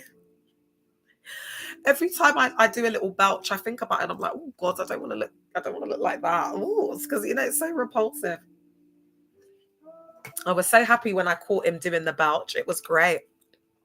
All right, let me just do the oh, Kiko said she's busting up. Let me just do the fruits of the spirit because I don't want to trigger people. Just a mess. Not even, I know gal them that are 19, 20 years old and they wouldn't even be caught unalive being in the presence of man them like that. That's why I had to really take a step back. Like, I had to really look and be like, what possessed me to actually go there and be around these people? And again, it's my heart. I just got a good heart, man. And that's what I realized. But as much as I got the good heart, that's why I flipped out the way I did, especially on the live, because I was like, nah, bitch, like you've taken a piss out of me. That's the thing, like loving, you'll get loving, funny, because I'm autistic. I believe I'm autistic. So I act a bit ditzy, but babe, if you feel these hairs are real, baby. Oh, it's so real, man. It's so real. These hairs are so real, man. And I'm not talking about no drinking. I'm not talking about no drinking when I'm talking about the hands. Those of you that know that I'm not talking about no drinking when I'm talking about no hands. Those of y'all that know what that means, know what that means. Yeah, the real riders know what I'm talking about drinking. I'm talking about no hands. So, I had to take a good look at myself. Like, Lord Jesus Christ, Leah, walk on for this. And I've had to do a lot of unpacking, but it's led to an ascension and a spiritual awakening, which is absolutely fine. And I've just learnt more about my baby, like, you know, R.I.P. Biggs, justice for Jason McPherson. You know, his heart, like me just having that heart, like it lives on in me, that legacy. You get me? Like never giving up, fight our resilient. That's all Biggs, man. That's really how I think we were just twins. Like we were just so alike. Guys, I don't know what's going on tonight. You lot are getting blood clot. Do you know what I think it is, guys? I think I've just got so much going on in my head. I think I'm trying to process so much and it's difficult. Because it's like 18 years and now I've woken up one day and I've left this cult and I've started, because guys, I couldn't shut my mouth. I couldn't be silent. I couldn't do it. And then I went through so much different emotions when I first came out of the cult, because I'm like, blood clot. All of these people that left couldn't tell me that something was up. Like, babes, like if I'd known, but do you know what? A lot of people church cult hop. So they don't clock it. They think it's like just that church. They haven't done the deconstruction and deprogramming. So guys, please, we've got to break the cycle and the chain. Anyway, do you know what, guys? I think I should finish this off tomorrow. What do you think? Because I feel like I need to really break this down. I don't want to rush it. I want to break down what the fruits of the spirit is according to the Bible. And then I want to break down what the fruits of the spirit are according to the mega church cult. Because remember, guys, this is going to be my outro into my intro, yeah? Firstly, let's look at what the fruits of the Spirit are. I'm not going to read out that because I think that might be triggering. But I think the fruits of the Spirit might be okay. But the fruit of the Spirit is love, joy. Oh, I got quite a few. Love, joy, peace, patience, kindness, goodness, faithfulness, gentleness, self-control. Against such these is no law. There is no law. But again, they make everything external. This is a state of the heart. And because the fruit of the Spirit is like characteristics that you have to have, and that's how we'll know you through your fruits. If you're a loving person, are you kind? Do you love your neighbor? That's why we can see from the calls. Oh God, I look crazy. I'm tired there. We can see from the girl calling up with a baby formula that we don't see the fruits of the Spirit. But the reason why everyone's backing it is because it's cognitive dissonance, because they've taught them that fruits is the ministry. It's going out and winning souls. They believe that the fruits, when they were all coming online and saying, Leah, where's your fruits? They're talking about souls. That's why they're threatened by what I'm doing. Because you have to remember, all of these pastors, their mega churches, all of their millions, whatever, it started with like how we've started with 1 or 2 people, you know what I'm saying, in the cafeteria. So this movement can go as far as we want it to go. Because the power is in the collective. The power is in the numbers. That's how they've been able to build kingdoms. We could do it if we want. That's what I've said to you lot. But I need to heal people. I need people to deconstruct and deprogram to get strong enough. Because guys, think about it. If they've done this church, all they do is crowdfund, and then they keep all the money. They siphon it to themselves. We can use the same model, because all it is a business model, and give back to our communities. We could really do this, collective. We could really do it. We could really do it. Because even if there's 50 to 100 of us, it's loads, because they're greedy. They're greedy. If we gave a tenner every month for the next however many years, how much would that be? How much would that be? Do you understand what I'm telling you guys? The power is in the crowdfunding. It's in the numbers, and it's in the crowdfunding. They understand in the 40. I don't know if it's the 48 laws of power, but according to hidden universal laws and secrets, this is why they brand it as all evil and everything, because they take the knowledge and then they use it for themselves. Because the law of multiplication is about like multiplying, like getting the fragments. This is how Dad taught it to me. When Jesus turned the water into wine and the loaves and the fish he multiplied, there's a part in the scripture where it says, collect all the fragments so that there be enough, like, and there was more than enough for them to eat. And they kept collecting it, and it was like a miracle, because it just kept coming. And that's why Pastor Chris was exposed the other day. I got to do Christ Embassy, and apparently he was saying that there was only, I don't know, £100, but he told them to keep counting, and then when they counted, it was over £1 million. So I don't know, some foolishness. So they use those same kind of laws through the mystical manipulation to make themselves look like Jesus, and you know what I mean. There's a lot of counterfeit, a lot of like a lot of lies, just a lot of lies. They're magicians. They're magicians, man. They definitely pulled the wool over our eyes, didn't they? So the long and short of it is, they're doing up these fruits of the Spirit as souls, winning souls, because bums on seats equals coins. That's how they do everything, through multiplication. It's the law of multiplication. So yeah, that's what I was saying. So the fragments, how Dag interpreted it, this is how much my man thinks about money. He's such a thief. He's taken the story with Jesus Christ turning the water into wine and the loaves of bread, because they have to make it about money. So they use the stories, and this is a mystical manipulation, how they twist it. And as I'm healing and I'm going through this spiritual awakening and ascension, there's a lot more that's coming back to me now. So they're in trouble. And he said, like, the fragments is like the coins. It's like the pennies that we give to the church. It's like all of these fragments. That's why he said that he doesn't care. He's not ashamed to collect our pennies. And guys, I know this is a lot. I hope you're getting it. So it's like he believes that through multiplication, through the fragments, which is crowdfunding, like the money that we give all around the world, it adds up to like multiply to bigger. On that note, guys, I think I'm gonna leave.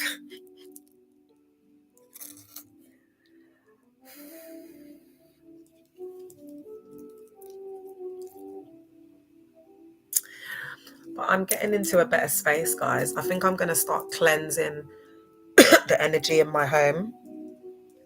I need to start preparing my house for Christmas. I need to do the weeds, and by next week when my kids come home, everything is I've got to be Mrs. Christmas, because I was so depressed last year. Last year I just wanted to just go. I just wanted to go. I just couldn't do it, because like I have to share the Christmas day with their dad, and it's just so hard. It's just so hard, because we used to make Christmas such a big thing. It's devastating for me. And then Christmas is very triggering, because I was a singer, like a worship leader in TSA, so we would have been learning loads of songs.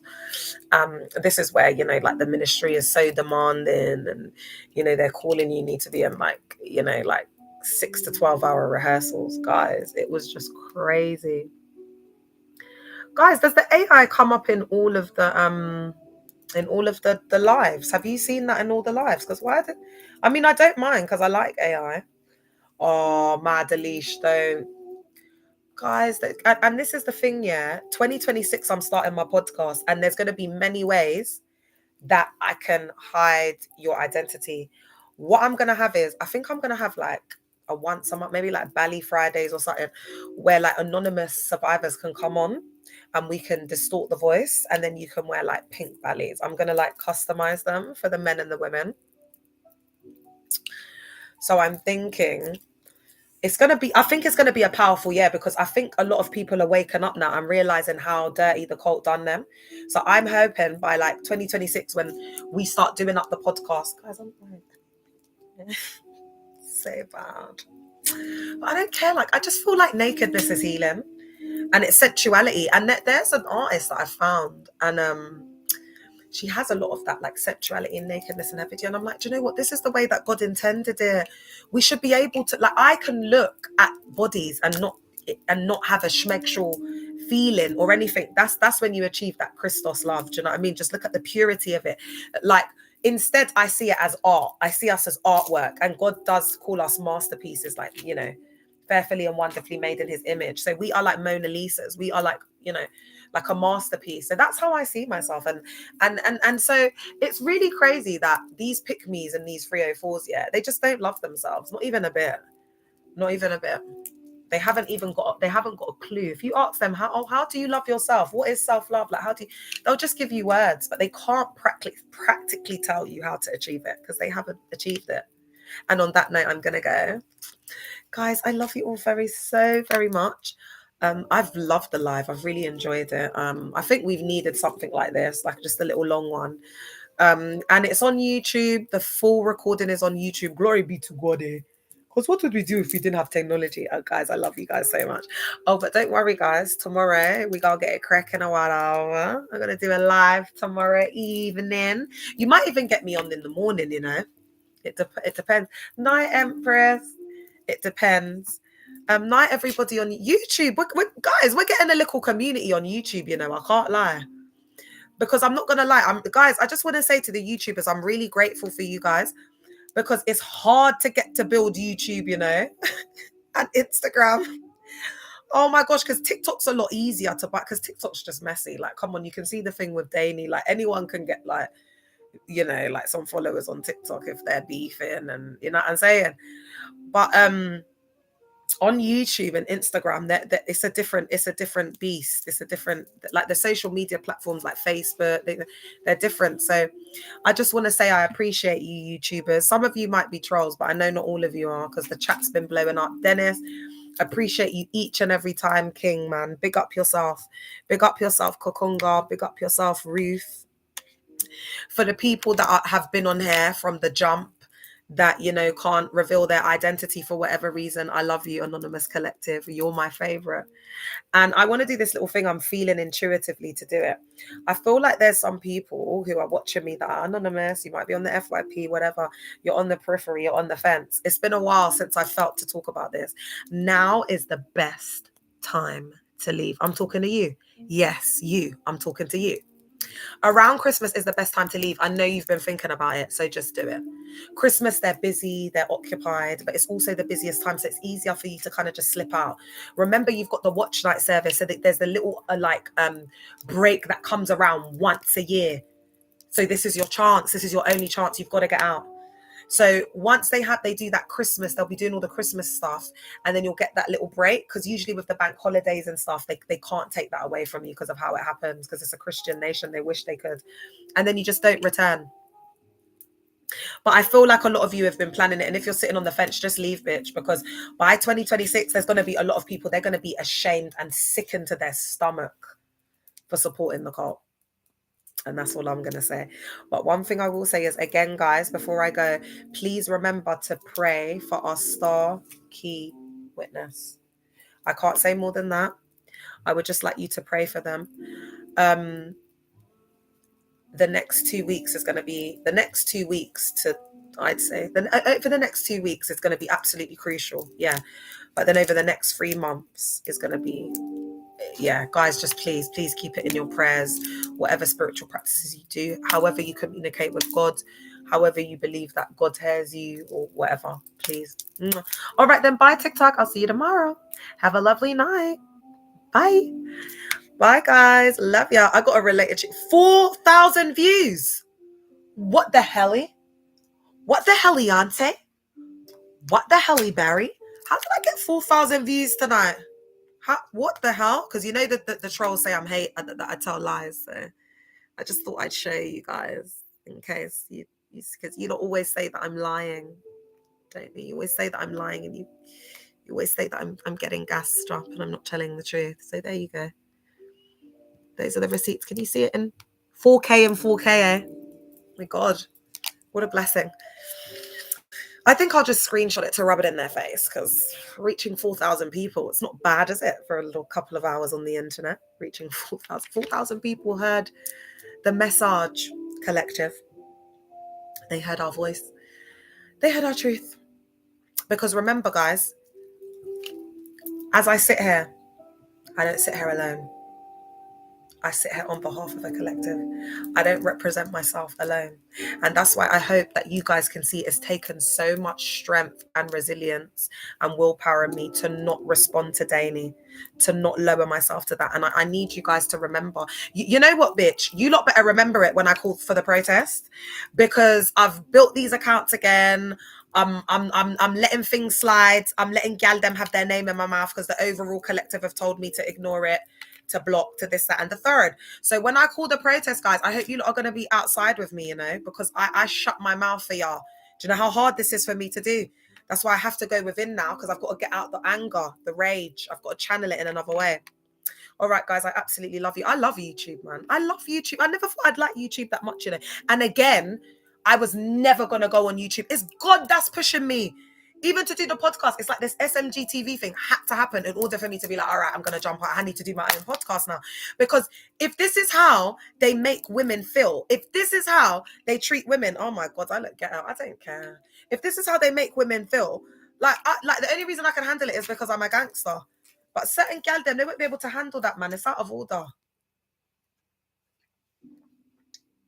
Guys, I'm getting my nails done on Friday. I can't wait. I don't want to say what I'm going to do to my hair because you know what? I feel like I can't even say anymore. Because gal them are watching my every move, trying to copy and paste. Like, bitch, they're not even copy and pasting. They're doing CTRLC. You know when you copy it like that? You know, like that? You know, like that? Like, they're not even doing the whole thing. Like, it's just CTRLC and they're copy and pasting, bitch. Like, bag of 304s, man. All right, guys, let me go. I love you. I'll see you tomorrow. Bye, YouTube. I'll be putting more content up. I love you so much. Bye.